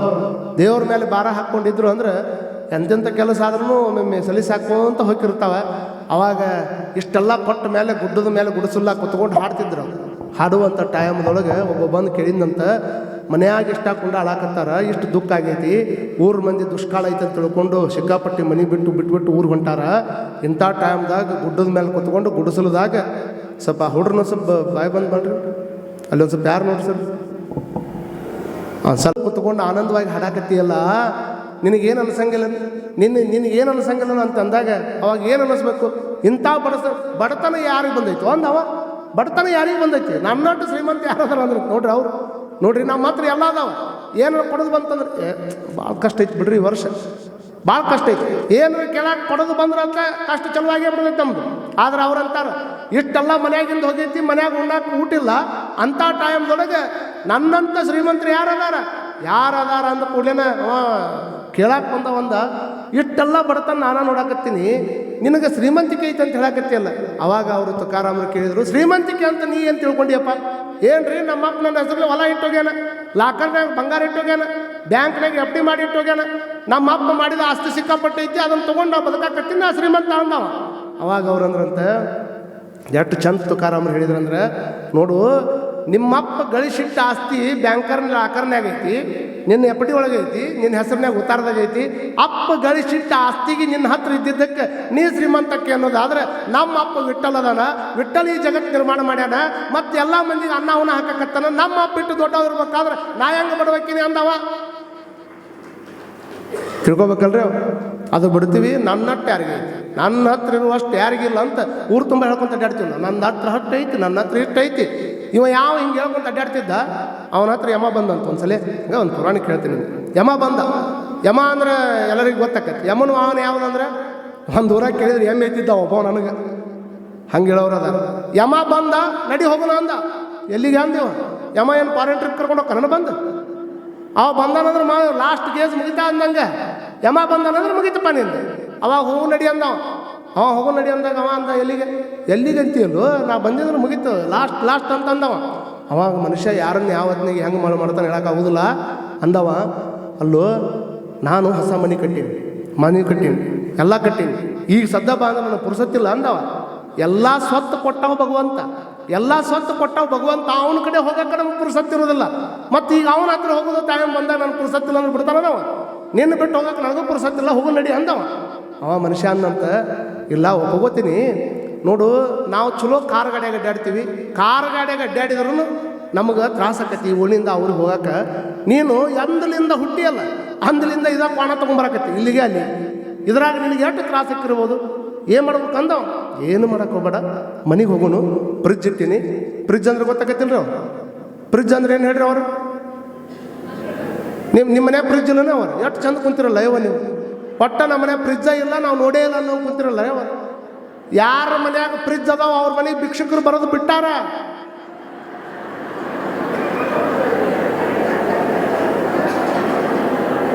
ಯಾಕೆ ಕಮ್ಮಿ ಆಗ್ಯಾರ ಅಂತ ಮಾಡ್ರಿ ನೀವು? ಅವರು ಬರೋದು ಯಾಕೆ ಬಿಟ್ಟಾರಂದ್ರೆ, ಇವತ್ತಿಟ್ಟಿದ್ದು 3 ದಿವಸಕ್ಕೆ ನೀವು ತೊಗೋಬೇಕಾದ್ರೆ ಅವ್ರು ಸಿಗೋದು 5 ದಿವಸಕ್ಕೆ ಸಿಗ್ತೈತದ. ಅದಕ್ಕೆ ಬ್ಯಾಡ್ರಿ ಅವರ ಬೆಳೆಸಿದ್ದ ಅವರು. ಮತ್ತು ಮುಂದೆ ಹೋಗಿ ಬಾ, ಮುಂದೆ ಅವರು ಅಪ್ಡೇಟ್ ಆಗ್ಯಾರ. ಈಗ ಅಪ್ಡೇಟ್ ಆಗ್ಯಾರ. ನೀವು ಮುಂದೆ ಹೋಗಿ ಬಾ ಅಂದ್ರೆ ಅವ್ರು ಅಂತಾರೆ ಅವ್ರು 2 ಸಲ ಅಂತ ಮುಂದೆ ಹೋಗಿ ಬರೋನ್ರಿ, ಕಾಲಾಗಿನ ಚಪ್ಪಲಿ ಸವಿತಾವ, ವಾಟ್ಸಪ್ ನಂಬರ್ ಕಳಿಸ್ತೀನಿ ರೀ, ಅಡಿಗೆ ರೆಡಿ ಆದ್ಮೇಲೆ ಫೋಟೋ ಹಾಕಿ ಬಂದು ನಿಲ್ಸ್ಕೊಂಡು ಹೋಗ್ತೀನಿ ಅಂತಾರೆ ಅವ್ರು. ಇಷ್ಟ್ರ ಮಟ್ಟಿಗೆ ಅವರು ಅಪ್ಡೇಟ್ ಆಗ್ಯಾರ. ಇವಂದ ಫ್ರಿಜ್ ಅಂದ್ರೆ ಏನು? ಅದೊಂಥರ ಭಾರಿ ವಿಶೇಷವಾದಂಥ ಪೆಟ್ಟಿಗೆ ಅದು. ನೀ ಏನೇನೋ ಸೃಷ್ಟಿ ಮಾಡಿ, ನಾವು ಸೃಷ್ಟಿ ಮಾಡಿದ್ದು ನೋಡಿದಂದ್ರೆ ನೀನು ಇಲ್ಲಿಂದ ಬಿಟ್ಟು ಮ್ಯಾಗ ಹೋಗೋದೇ ಇಲ್ಲ ಅಂದಿವ. ಹಂಗಂದ್ರೆ ಏನು ಮಾಡ್ಬೇಕು? ಏನಿಲ್ಲ, ಮನೆಗೆ ಹೋಗೋನು, ಪಾನಕ ಮಾಡ್ತೀನಿ, ಚಲೋ ಸರ್ಬತ್ ಮಾಡ್ತೀನಿ, ಲಿಂಬು ಹಾಕಿ ಅದ್ರಾಗ ಒಂದಿಷ್ಟು ನೀರು ಹಾಕಿ, ಉಪ್ಪು ಹಾಕಿ, ಸೋಡಾ ಹಾಕಿ, ಸಕ್ಕರೆ ಹಾಕಿ ಪಾನಕ ಮಾಡ್ತೀನಿ. ತಂಪು ನೀರಾಗ ಫ್ರಿಜ್ನಾಗ ನೀರು ಕುಡಿದು ಇಬ್ಬರು ಹೊಂಟು ಬಿಡೋರು. ಅವ ಅಂದ, ನಾ ಎಲ್ಲ ಬರೋಕ್ಕಾಗೋದಿಲ್ಲ ಅಂದವ. ನಾ ಕರೆ ಕೇಳ್ತೀನಿ. ಇಲ್ಲಿ ಕುಂತವ್ರಿಗೆ ಅವಾಗ ಕೇಳಿದ ಪ್ರಶ್ನೆನ, ಇಷ್ಟು ಮಂದಿ ಪ್ರಾಣ ಒಯ್ಯಾಕೆ ಬಂದೀನಿ, ಒಬ್ಬರ ಮನೆ ಕರೆದಾರ ನಿನ್ನ ಅಂದವ. ಯಾರ ಅಮ್ಮ ಮನೆಗೆ ಬರ್ತಾನೆ ಕರ್ಕೊಂಡು ಹೋಗಿರೇನೋ ಇವ ನೀವು? ಯಾರು ಕರೆಯಂಗಿಲ್ಲ, ಹೌದಲ್ಲ ಅಂದವ. ಒಂಥರ ಲಾಜಿಕ್ ಐತಿ ನಿಂದು ಮಾತಿನಾಗ ಅಂದವ. ಲಾಜಿಕ್ ಐತಿ, ಏನು ಮಾಡೋದು? ನಡಿ ಹೋಗೋಣ ಮನೆಗೆ, ಬರೀ ಪಾನಕ ಕುಡಿದು ಹೋಗೋದು ನೋಡು ಅಂದವ. ನಡಿ ಜಸ್ಟ್ ಅಷ್ಟ ಮಾಡೋಣ ಅಂತ ಕರ್ಕೊಂಡು ಯಮನ ಬಂದಾನ. ಮನೆಗೆ ಬಂದು ಕುಂದಿರ್ಸ್ಯಾನ. ಇವನು ಮನೆ ನೋಡಿದ್ರು ಒಳಗೆ ಕುಂತ, ಒಳಗೆ ಹೋಗಿ ಪಾನಕ ತಂದು ಕೊಟ್ಟ. ಪಾನಕ ಕೊಟ್ಟು 10 ನಿಮಿಷದಾಗ ಯಮ ನಿದ್ದೆ ಮಾಡಕತ್ತ ಅವ್ನ ಮನ್ಯಾಗ. ನೀವು ಅನ್ಬೋದು, ಅವ ಹೆಂಗೆ ನಿದ್ದೆ ಮಾಡಕತ್ತಾನ್ರಿ ಅಜ್ಜರ ಅಂತ. ನಿದ್ದೆ ಮಾಡುವಂಗೆ 10 ನಿದ್ದೆಗಳಿಗೆ ಹಾಕಿ ಕೊಟ್ಟಿದ್ದೀವ. 10 ನಿದ್ದೆಗಳಿಗೆ ಹಾಕಿ ಕೊಟ್ಟಾನ. 10 ನಿದ್ದೆಗಳಿಗೆ ಹಾಕಿ ಕೊಟ್ರೆ ಅದು ಮನುಷ್ಯಾಗ ಆಟ ಕೆಲಸ ಮಾಡ್ತೈತಿ, ಯಮಗ ಆಟ ಕೆಲಸ ಮಾಡ್ತೈತಿ. 10 ನಿದ್ದೆಗಳಿಗೆ ಹಾಕಿ ಕೊಟ್ಟ ಮೇಲೆ ನಿದ್ದೆ ಬಂತು. ನಿದ್ದೆ ಬಂದಾಗ ನೋಡಿದ ಒನ್ನೆ ಹೆಸರು ಇವಂದ ಇತ್ತು. ಅದ್ರಾಗ ಒನ್ನೆ ಹೆಸರು ಇವಂದ ಇತ್ತು. ಹೆಸರು ನೋಡಿದ ಕೂಡಲೇ ಇವ ಅಂದ, ಇನ್ನು ಇದನ್ನು ನೋಡಿದೆ ಅಂತಂದ್ರೆ ನಾನು ಇವ ಒಯ್ತಾನೆ ಎದ್ದ ಮೇಲೆ. ಅದಕ್ಕೆ ವೈಟ್ನರ್ ಪೆನ್ ತೊಗೊಂಡು ತೆಳಗಿಂದ ಮ್ಯಾಗ ಇಟ್ಟಾನ, ಮ್ಯಾಗಿಂದ ತೆಳಗಿಟ್ಟಾನ. ಮತ್ತೊಂದು 10 ದಿವಸ ಮುಂದೆ ಹೊಕ್ಕೈತಿ, ನಮ್ಮದು 10 ವರ್ಷ ಮುಂದೆ ಹೊಕ್ಕೈತಿ. ಅವ ಹೆಂಗಾದ್ರೂ ಮ್ಯಾಗ ಲಿಸ್ಟ್ ನೋಡಿ ಒಯ್ಯವ ನಮ್ಮನ್ನು. ಒನ್ನೆತ್ತು ತೆಳಗಿಟ್ಟಾನ, ತೆಳಗಿಂದ ಮ್ಯಾಗಿಟ್ಟಾನ. ಮ್ಯಾಗಿಟ್ಟು ಏನು ಗೊತ್ತಿಲ್ಲಾರ್ದಂಗೆ ಸುಮ್ಮನೆ ಕುಂತಾನ. 1-2 ತಾಸು ಆದಮೇಲೆ ಎದ್ದು ನೋಡ್ತಾನ. ಅವೇನು ಲಿಸ್ಟ್ ನೋಡಲಿಲ್ಲ, ಮತ್ತೊಂದು ನೋಡಲಿಲ್ಲ, ಏನೂ ನೋಡಲಿಲ್ಲ. ಅವ ಅಂದ, ನನ್ನ ಜೀವನದೊಳಗೆ ಇಷ್ಟು ಮಂದಿ ಪ್ರಾಣ ಒಯ್ಯಾಕೆ ಬಂದೀನಿ, ಯಾರೊಬ್ಬರು ಮನೆ ಕರೋದಿಲ್ಲ, ಯಾರೊಬ್ಬರು ನನ್ನ ಮನೆಗೆ ಕರೆದು ಪ್ರಾಣಕ ಕೊಡಿಸಿಲ್ಲ, ಯಾರೊಬ್ಬರು ಮನ್ಯಾಗ ನಾನು ಮಲಗಿಸ್ಕೊಂಡಿಲ್ಲ. ಇಷ್ಟೆಲ್ಲ ಕೆಲಸ ನನ್ನ ಜೀವನದಾಗ ನೀವು ಒಬ್ಬನ ಮಾಡಿ ಅಂದರೆ ನನ್ನ ಕೆಲಸ ನಾ 1ನೇಕ್ಲಿಂದ ಸ್ಟಾರ್ಟ್ ಮಾಡೋಂಗಿಲ್ಲ, ಕೊನೆಕ್ಲಿಂದ ಸ್ಟಾರ್ಟ್ ಮಾಡ್ತೀನಿ ಅಂದವ.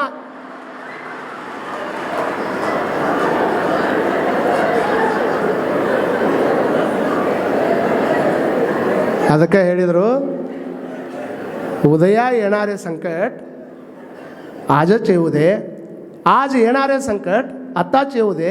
ह्याला कोण घाबरतो, ह्याला कोण भीतो, हे ಕೂಡಲ ಸಂಗಮ ದೇವ. ನಾಳೆ ಬರೋದು ನಮ್ಗೆ ಹಿಂಗ ಬರಲಿಪ್ಪ. ನಾನು ಸಾವಿಗೆ ಹೆದರುವುದಿಲ್ಲ, ಏಕೆಂದರೆ ನಾನು ಸಾವಿಗೆ ಹೆದರುವುದಿಲ್ಲ. ಬೇಂದ್ರೆ ಅಜ್ಜ ಹೇಳ್ತಾರೆ ಈ ಮಾತನ್ನು, ನಾನು ಸಾವಿಗೆ ಹೆದರುವುದಿಲ್ಲ, ಏಕೆಂದರೆ ಅದು ನಾ ಇದ್ದಾಗ ನನ್ನ ಹತ್ತಿರ ಬರುವುದಿಲ್ಲ, ಅದು ಬಂದಾಗ ನಾ ಇಲ್ಲಿರುವುದಿಲ್ಲ. ತಿಳಿದಿಲ್ರಿ ಅವರು ನಿಮ್ಗೆ? ಮತ್ತು ನೀವು ಯಾಕೆ ಹೆದರಾಕತ್ತೀರಿ ಸಾವಿಗೆ? ಹೆದರುವಂಥ ಅವಶ್ಯಕತೆನೇ ಇಲ್ಲ. ನಾನು ಸಾಯ್ತೀನಿ ಅಂತ ತಿಳ್ಕೊಂಡು ಎಷ್ಟೋ ಮಂದಿ ಇದ್ದಾಗನ ಸತ್ತು ಬಿಟ್ಟಿರ್ತಾರೆ. ಅವ್ರು 25ಕ್ಕೆ ಸತ್ತಾರ, 75 ಮಟ್ಟ ಕಾಯ್ಬೇಕಾಗಿತ್ತು ಅಟ್ಟ ಹೋಗ್ಯಾಕ. ಅಷ್ಟು ಮಂದಿ ಹಿಂಗೆ ಮಾಡ್ಕೊಂಡು ಕುಂತಾರಂದ್ರೆ ಅದಕ್ಕೇನು ಮಾಡೋದದ? ಅದಕ್ಕೆ ಅವ್ರು ಹೇಳ್ತಾರೆ, ನಾಳೆ ಬರೋದು ನಮಗೆ ಈಗ ಬರಲಿಯಪ್ಪ, ಈಗ ಬರೋದು ನಮಗೆ ಈಗ ಸದ್ದ ಬರಲಿಯಪ್ಪ, ಈಗ ಬರೋದು ಯಾಕೆ ಈಗ ಬಂದು ಬಿಡಲಿ. ಯಾಕಂದರೆ ಶರಣರಿಗೆ ಸಾವನ್ನುವಂಥದ್ದು ಮರಣವೇ ಮಹಾನವಮೆ ಅಂತ ಬದುಕಿರ್ತಕ್ಕಂಥ ಮಹಾತ್ಮರ ಜೊತೆ ನಾವು ಬದುಕಿವಿ ಅಂದಾಗ ಸಾವಿಗೆ ಹೆದರುವಂಥ ಪ್ರಯತ್ನವನ್ನು ಮಾಡೋಕ್ಕೆ ಹೋಗಬೇಡ್ರಿ. ಇರುವಷ್ಟು ದಿವಸಗಳ ಕಾಲ ಆನಂದವಾಗಿ ನೀವು ಬದುಕ್ರಿ, ಮತ್ತೊಬ್ಬರು ಕೂಟಾಗನ ಬದುಕ್ರಿ. ಅದರ ಜೊತೆಗೆ ನಾವು ಇಷ್ಟ ವಿಚಾರ ಮಾಡ್ಕೋಬೇಕು. ಕೊನೆಯದೊಂದು ಮಾತು ನಿಮ್ಗೆ ಹೇಳಿಬಿಡ್ತೀನಿ. ಶರಣ ಸಿದ್ಧಾಂತ ಭ್ರಾತೃತ್ವದಿಂದ ಎಲ್ಲರನ್ನ ಪ್ರೀತಿಯಿಂದ ಅಪ್ಕೊಂಡು ಎಲ್ಲೆಲ್ಲಿಂದ ಓಡಿ ಬಂದ್ರಲ್ಲ ಅಲ್ಲಿ ಸಣ್ಣವ ಇವ ದೊಡ್ಡವ ಅನ್ನುವಂಥ ತಾರತಮ್ಯವನ್ನು ಪ್ರಧಾನಮಂತ್ರಿ ಹುದ್ದೆದೊಳಗಿದ್ರೂ ಸಹಿತ ಬಸವಣ್ಣನ ಅಪ್ಪನವರು ಮಾಡಲಿಲ್ಲ. ಅವ್ರು ಏನಾದರೂ ಮಾಡಿದ್ರು ಬಹುತೇಕ ಇಷ್ಟಕೊಂಡ ಮಂದಿ ಅವ್ರ ಹತ್ರ ಬರ್ತಿದ್ರು ಇಲ್ಲೋ ಗೊತ್ತಿಲ್ಲ. ನೋಡ್ರಿ, ತಾವು ಪ್ರಧಾನಮಂತ್ರಿ ಜಾಗದೊಳಗೆ ಇದ್ರೂ ಸಹಿತ ಬಂದವರಿಗೆ ಬಾಗಿದ ತಲೆ ಮುಗಿದ ಕೈಯಾಗಿರಿಸು ಕೂಡಲ ಸಂಗಮ ದೇವ ಅನ್ನುವಂಥ ಭಾವದೊಳಗೆ ಪ್ರಧಾನಮಂತ್ರಿ ಪಟ್ಟದೊಳಗಿರ್ತಕ್ಕಂಥ ಒಬ್ಬ ವ್ಯಕ್ತಿ ಸಾಮಾನ್ಯ ಸ್ತರದೊಳಗೆ ಬಸವಣ್ಣನವರು ಸಹಜ ಸ್ವಭಾವ ಇದ್ರೂ ಸಹಿತ ಅಲ್ಲಿರ್ತಕ್ಕಂಥ ವ್ಯಕ್ತಿಗಳು ಅವ್ರ ಹತ್ರ ಬರೋಕ್ಕೆ ಹೆದರ್ತಿದ್ರು. ಹಾಗಾದರೆ ಅವ್ರ ಹತ್ರ ನಾ ಹೇಗೆ ಹೋಗ್ಬೇಕಂತ ತಿಳ್ಕೊಂಡು ಬಸವಣ್ಣವ್ರಿಗೆ ಇದು ಯಾವುದು ಬೇಕಾಗಿರಲಿಲ್ಲ. ಹುಚ್ಚು ಕುಲದೊಳಗೆ ಹುಟ್ಟಿದ್ರು, ಅವ್ರು ಬೇಕಾಗುವಂಥ ವಿದ್ಯಾಭ್ಯಾಸನ ಮಾಡಿದ್ರು, ಅವ್ರು ಬೇಕಾಗುವಂಥ ಪ್ರಧಾನಮಂತ್ರಿ ಪಟ್ಟನೂ ಸಿಕ್ಕಿತ್ತು. ಅವ್ರಿಗಿಂಥದ್ದು ಏನು ಮಾಡ್ಬೇಕನ್ನುವಂಥದ್ದು ಗೊತ್ತಿರಲಿಲ್ಲ. ಆದರೆ ಅವ್ರ ಹುಟ್ಟು ಗುಣ ಮಾನವ ಕಲ್ಯಾಣ ಅನ್ನುವಂಥದ್ದು ಅವ್ರ ಬರಬರ್ತ ಬಂದಿದ್ದಿಲ್ಲದ ಬರ್ತ ಬಂದಿತ್ತು. ಅವ್ರಿಗೆ ಕೆಲವು ಮಂದಿಗೆ ಬರಬರ್ತ ಬರ್ತೈತಿ ಎಲ್ಲ. ನೋಡ್ರಿ ಹೆಂಗೆ ಸಮೀಪ ಹಾಕ್ಕೊಂತ ಬರ್ತೈತೆ, ಅವಾಗ ಅದನ್ನು ಮಾಡ್ಬೇಕು ಇದನ್ನು ಮಾಡ್ಬೇಕಂತ ಬರ್ತೈತೆ. ಬರ್ತ ಬರೋದು ಬೇರೆ, ಬರಬರ್ತ ಬರೋದು ಬೇರೆ. ಹಾಗಾಗಿ ಬಸವಣ್ಣನವ್ರಿಗೆ ಮಾನವ ಕಲ್ಯಾಣ ಅನ್ನುವಂಥದ್ದು ಹುಟ್ಟಿನೊಂದಿಗೆ ಬಂದಿತ್ತು. ಹೀಗಾಗಿ ಎಷ್ಟು ಅಡೆತಡೆಗಳು ಬಂದ್ರೂ ಸಹಿತ ಸಣ್ಣ ವಯಸ್ಸಿನೊಳಗೆ ಮನೆ ಬಿಟ್ಟು ಹೊರಗೆ ಹೋಗಿ ಎಲ್ಲವನ್ನು ಧಿಕ್ಕಾರ ಮಾಡಿ ಹಾಕಿರುವಂಥ ಕಟ್ಟಲೆಗಳನ್ನೆಲ್ಲ ನುಚ್ಚು ನೂರು ಮಾಡಿ ತಮ್ಮದೇ ಆಗಿರ್ತಕ್ಕಂಥ ಒಂದು ಅದ್ಭುತವಾಗಿರ್ತಕ್ಕಂಥ ಭಕ್ತಿಯ ಸಾಮ್ರಾಜ್ಯ ಧರ್ಮವನ್ನು ಕಟ್ತಾರಂದ್ರೆ ಎಷ್ಟು ದೊಡ್ಡ ಶಕ್ತಿ ಇತ್ತಪ್ಪ ಬಸವಣ್ಣನವ್ರ ಹತ್ರ ಅನ್ನುವಂಥದ್ದನ್ನು ನಾವೆಲ್ಲರೂ ಅರ್ಥ ಮಾಡ್ಕೊಳ್ಬೇಕಾಗ್ತದೆ. ಆ ಹಿನ್ನೆಲೆಯಲ್ಲಿ ನಾವು ತಿಳಿಯಾಗಿಟ್ಕೋಬೇಕು. ಯಾರಾದರೂ ನಾವು ಮನಸ್ಸು ಗೆಲ್ಲಬೇಕು ಅಂತಂದರೆ ಕೈಯಾಗ ಶಕ್ತಿ ಇದ್ರೆ 4 ಮಂದಿ ಅಷ್ಟ ಹೊಡೆದು ನಾವು ಗೆಲ್ಬೋದು. ಅವ್ರನ್ನ ಕೈಯಾಗ ರಟ್ಟಿ ಒಳಗೆ ತಾಕತ್ತೈತೆ ಅಂತ ತಿಳ್ಕೊಂಡು 4 ಮಂದಿಯನ್ನು ಗುದ್ದಿ ಗೆಲ್ಲೋದಕ್ಕಿಂತ ರಟ್ಟಿ ಒಳಗೆ ಶಕ್ತಿ ಇದ್ದರೆ ಕೇವಲ 4 ಮಂದಿ ಅಷ್ಟೇ ನೀವು ಹೆದರಿಸ್ಕೊಂಡು ಅವರನ್ನು ಗೆಲ್ಲುವ ಪ್ರಯತ್ನ ಮಾಡ್ತೀರಿ. ಅದೇ ಶರಣರ ಸಿದ್ಧಾಂತದೊಳಗೆ ಹೇಳಿಕೊಟ್ಟಿರ್ತಕ್ಕಂಥ ಇದೇ ಕೈಯಿಂದ ಬಾಗಿದ ತಲೆ ಮುಗಿದ ಕೈಯಾಗಿರಿಸು ಕೂಡಲ ಸಂಗಮ ದೇವ ಅನ್ನುವಂಥ ಕೈ ಮುಗಿದ್ರೆ ನಿಮ್ಮಂಥ ಸಾವಿರ ಮನಸ್ಸುಗಳನ್ನು ಗೆಲ್ಲುವಂಥ ತಾಕತ್ತ ಈ ಕೈ ಒಳಗೈತೆ ಅನ್ನುವಂಥದ್ದನ್ನು ನಾವೆಲ್ಲರೂ ಅರ್ಥ ಮಾಡ್ಕೊಳ್ಬೇಕಾಗ್ತದೆ. ಹಾಗಾಗಿ ಎಲ್ಲರೂ ಒಂದು ಪರಸ್ಪರ ಪ್ರೇಮದಿಂದ ಇದ್ದಾಗ ಒಂದಿಷ್ಟು ಏನಾದರೂ ಸಣ್ಣ ಪುಟ್ಟ ಜಗಳ ಆಗಿರ್ತಾವೆ. ನಿಮ್ಮ ಮನೆಯಾಗ ಏನಾಗಿರಂಗಿಲ್ಲ, ಎಲ್ಲರ ಮನೆಗೆ ಆಗಿರ್ತಾವೆ. ಒಂದ್ಸಲ ಸಾರಿ ಕೇಳಿ ನೋಡ್ರಿ ಎಷ್ಟು ಚೆನ್ನಾಗಿ ಅಂದು ಯಾರು ಕೊಟ್ಟಾಗ್ರೆ ಮಾತು ಬಿಟ್ಟಿದ್ರೆ ಎಲ್ಲ ಜೀವನ ಆಗಿರುತ್ತೆ. ಸಣ್ಣ ಪುಟ್ಟ ಮಕ್ಕಳು ಕೊಟ್ಟಾಗ ಬಿಟ್ಟಿರ್ತಾರೆ, ಇಲ್ಲ ಅಂದ್ರೆ ಅವ್ರ ಅಪ್ಪರ ಕೊಟ್ಟಾಗ ಬಿಟ್ಟಿರ್ತಾರೆ, ಇಲ್ಲ ಅಂದ್ರೆ ಅವ್ರ ತಮ್ಮನ ಕೊಟ್ಟಾಗ ಬಿಟ್ಟಿರ್ತಾರೆ, ಹೆಂಡತಿ ಕೊಟ್ಟಾಗ ಬಿಟ್ಟಿರ್ತಾರೆ. ಯಾರ್ದಾರ ಕೊಟ್ಟಾಗ ಮಾತು ಬಿಟ್ಟವ್ರು ಒಂದ್ಸಲ ಹೋಗಿ ಹೌದು ಏನೋ ಸ್ವಾಮಿಗಳು ಒಂದು ಲಾಜಿಕ್ ಹೇಳ್ಯಾರ, ಥಿಂಕಿಂಗ್ ಹೇಳ್ಯಾರ, ಸ್ವಲ್ಪ ನೋಡೋನ್ ತಡಿ ಅಂತ ತಿಳ್ಕೊಂಡು ಹೋಗಿ ಹೌದು ನಾ ಇಷ್ಟು ದಿವಸ ಏನೋ ಮಾಡಿ ಒಂದ್ಸಲ ಸಾರಿ ಕೇಳ್ರಿ, ಏನಾಗಂಗಿಲ್ಲ. ಒಂದ್ಸಲ ಸ್ವಾರಿ ಅನ್ನುವಂಥ ಶಬ್ದದೊಳಗೆ ದೊಡ್ಡ ಅರ್ಥ ಐತಿ ನೋಡ್ರಿ. ಸ್ವಾರಿ ಅನ್ನುವಂಥ ಶಬ್ದ ಡಾಕ್ಟರ್ ಹೇಳಿದ್ರೆ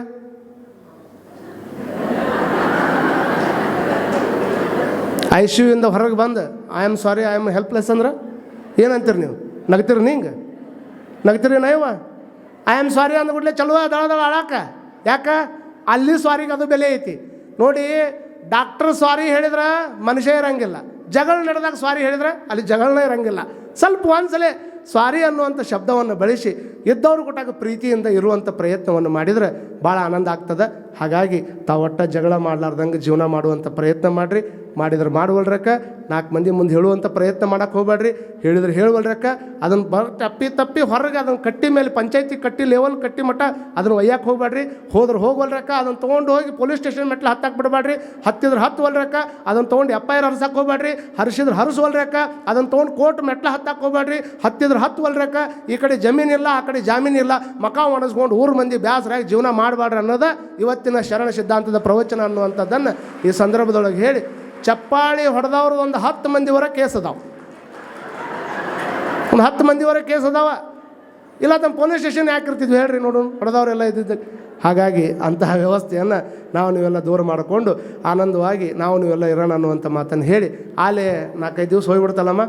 4-5 ದಿವಸ ಹೋಗ್ಬಿಡುತ್ತೆ. ಇನ್ಯಾರು ಒಂದಿಷ್ಟು ಮಂದಿ ಬಂದಿಲ್ಲ ನೋಡ್ರಿ, ಅವ್ರನ್ನೆಲ್ಲರನ್ನ ಕರ್ಕೊಂಬರುವಂಥ ಪ್ರಯತ್ನ ಮಾಡಿರಿ.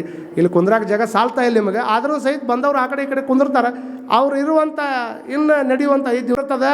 ರುದ್ರಾಕ್ಷಿ ಮಠದ ಅಜ್ಜಾರು ಕೊಡುವಂಥ ಒಂದು ರುದ್ರಾಕ್ಷಿ ಹಾಕ್ಕೊಂಡು ಅಡ್ಡಾಡಿದ್ರೆ ಅಂದರೆ ಅಪ್ಪ ಬಸವಣ್ಣನ ಕಣ್ಣು ನಮ್ಮ ಮೇಲೆ ಬೀಳ್ತದೆ ಅನ್ನುವಂಥದ್ದನ್ನು ನಾವೆಲ್ಲರೂ ತಲೆಯಾಗಿಟ್ಕೊಳ್ಬೇಕಾಗ್ತದೆ. ಹಾಗಾಗಿ ಅಂಥ ಒಂದು ವ್ಯವಸ್ಥೆಯನ್ನು ನಾವು ಮಾಡಿಕೊಂಡು ಮೈತುಂಬ ರುದ್ರಾಕ್ಷಿ ಹಾಕ್ಕೊಂಡು ಭಸ್ಮ ಹಾಕ್ಕೊಂಡು ಇದಕ್ಕಿಂತ ದೊಡ್ಡ ಆಭರಣ ಯಾವುದಿಲ್ಲ ಅನ್ನುವಂಥದ್ದನ್ನು ನಾವೆಲ್ಲರೂ ತಲೆಯಾಗಿಟ್ಟುಕೊಂಡು ಜೀವನ ಮಾಡಬೇಕನ್ನುವಂಥ ಮಾತನ್ನು ಹೇಳಿ ಮುಂದೆ ನಡೆಯುವಂಥ ಕಾರ್ಯಕ್ರಮ ಅಪೌರಂತರ ದೊಡ್ಡ ದೊಡ್ಡ ವ್ಯಕ್ತಿಗಳು ಬರ್ತಾರೆ, ವಿಶೇಷವಾದಂಥ ಕಾರ್ಯಕ್ರಮ ನಡೀತಾವೆ. ಅದ್ರ ಬಗ್ಗೆ ನಮ್ಗೆ ಗಮನ ಇರಬೇಕು. ಪ್ರವಚನ ಅಂದ್ರೇನು? ಇದನ್ನು ನಿಮ್ಮನ್ನು ಟ್ರೆಂಡ್ ಮಾಡೋದು. ಲಾಸ್ಟ್ ಬರುವಂಥ ಎಲ್ಲ ವ್ಯಕ್ತಿಗಳಿಗೆ ಸಮಯಕ್ಕೆ ಸರಿಯಾಗಿ ಬರಬೇಕಲ್ಲ. 7 ಗಂಟೆ ಅಂದರೆ ಮತ್ತೆ 1 ತಾಸು ಲೇಟ್ ಆಗ್ತದೆ. ಹಾಗಾಗಿ ಒಂದಿಷ್ಟು 6:30 ಹಿಂಗೆ ಬರುವಂಥ ಪ್ರಯತ್ನ ಮಾಡಿ. ಅಜ್ಜಾರ ಅಂತಾರೆ 6:30 ಚಲೋ ಮಾಡಿರಿ ನೀವು, ಅಂದ್ರೆ ಲಾಸ್ಟ್ನೇಗೆ ಒಂದು 60 ತಾಸು ಸೇವ್ ಆಗ್ತದೆ ಟೈಮ್ ಅಂತ ತಿಳ್ಕೊಂಡು ಬಂದವ್ರಿಗೆ ಅವಕಾಶ ಕೊಡಬೇಕಾಗ್ತದೆ. ನೀವು ಕುಂತು ನೋಡೋರು ಸಾವಿರಾರು ಮಂದಿ, ಬಟ್ ಅಜ್ಜವ್ರು ಲೈವ್ನಾಗ ನೋಡೋರು ಲಕ್ಷಾಂತರ ಮಂದಿ ನೋಡ್ತಿರ್ತಾರೆ. ಅವರೆಲ್ಲ ನೋಡಿಕೊಂಡು ಅವರು ಟೈಮ್ ಬೇಕಲ್ಲ. ಹಾಗಾಗಿ ನೀವೆಲ್ಲ ವ್ಯವಸ್ಥಿತವಾಗಿ, ಯಾಕಂದ್ರೆ ನೀವು ಭಾಳ ಹೇಳಕ್ಕೆ ಹತ್ತೋದಿಲ್ಲ, ಇಲ್ಲೇನು ವಿಶೇಷ ಸೂಚನೆ ಹೇಳ್ಬೇಕಂತ ಅನ್ಸಂಗೇ ಇಲ್ಲ. ಅಷ್ಟು ಪ್ರಬುದ್ಧರಾಗಿ ನೀವೆಲ್ಲ ತಯಾರಾಗಿರ ಅಂದರೆ ಅದು ನಾಗನೂರಿನ ರುದ್ರಾಕ್ಷಿ ಮಠದ ಶಿವಬಸ ಅಜ್ಜನವರ ಸಂಸ್ಕಾರ ಇಷ್ಟಾಕೊಂಡ ಚಲೋ ಕೆಲಸ ಮಾಡಕತ್ತೈತೆ ಅನ್ನುವಂಥದ್ದನ್ನು ಈ ಸಂದರ್ಭದೊಳಗೆ ಹೇಳಿ ನಿಮ್ಮೆಲ್ಲರಿಗೂ ವಂದಿಸಿ ನಾನು 2 ಮಾತಿಗೆ ವಿರಾಮ ಕೊಡ್ತೇನೆ. ಎಲ್ಲರಿಗೂ ಶುಭವಾಗಲಿ. ಜಯ ಗುರು ವಿಶ್ವೇಶ. ಭಕ್ತರಿಗಿಂತ ಹಿರಿಯರಿಲ್ಲ, ನನಗಿಂತ ಕಿರಿಯರಿಲ್ಲ, ನನಗಿಂತ ಕಿರಿಯರಿಲ್ಲ. ನಿಮ್ಮ ಪಾದವೇ ಸಾಕ್ಷಿ, ಎನ್ನ ಮನವೇ ಸಾಕ್ಷಿ. ನಿಮ್ಮ ಪಾದವೇ ಸಾಕ್ಷಿ, ಎನ್ನ ಮನವೇ ಸಾಕ್ಷಿ. ಕೂಡಲ ಸಂಗಮ ದೇವ ದೇವ, ಕೂಡಲ ಸಂಗಮ ದೇವ ದೇವ, ಎನಗಿದುವೆ ದಿವ್ಯ, ಎನಗಿದುವೆ ದಿವ್ಯ. ಎನಗಿಂತ ಕಿರಿಯರಿಲ್ಲ, ಶಿವಭಕ್ತರಿಗಿಂತ ಹಿರಿಯರಿಲ್ಲ, ಶಿವಭಕ್ತರಿಗಿಂತ ಹಿರಿಯರಿಲ್ಲ. ಎನಗಿಂತ ಕಿರಿಯರಿಲ್ಲ, ಎನಗಿಂತ ಎನಗಿಂತ ಎನಗಿಂತ ಕಿರಿಯರಿಲ್ಲ, ಶಿವಭಕ್ತರಿಗಿಂತ ಹಿರಿಯರಿಲ್ಲ. ತಂದೆ ನೀನು, ತಾಯಿ ನೀನು, ಬಂಧು ನೀನು, ಬಳಗ ನೀನು, ನನಗೆ ನೀನಲ್ಲದೆ ಮತ್ತಾರು ಇಲ್ಲವಯ್ಯ. ಕೂಡಲ ಸಂಗಮ ದೇವ, ಹಾಲಲದ್ದು ನೀರಲದ್ದು ನಿಮ್ಮ ಧರ್ಮ. ಶರಣ ಸತಿ ಲಿಂಗಪತಿ, ಜಯ ಮಂಗಲಂ ಜಯ ಗುರು ಬಸವೇಶ ಹರ ಮಹಾದೇವ. ಜಗಜ್ಯೋತಿ ಬಸವೇಶ್ವರ ಹರ.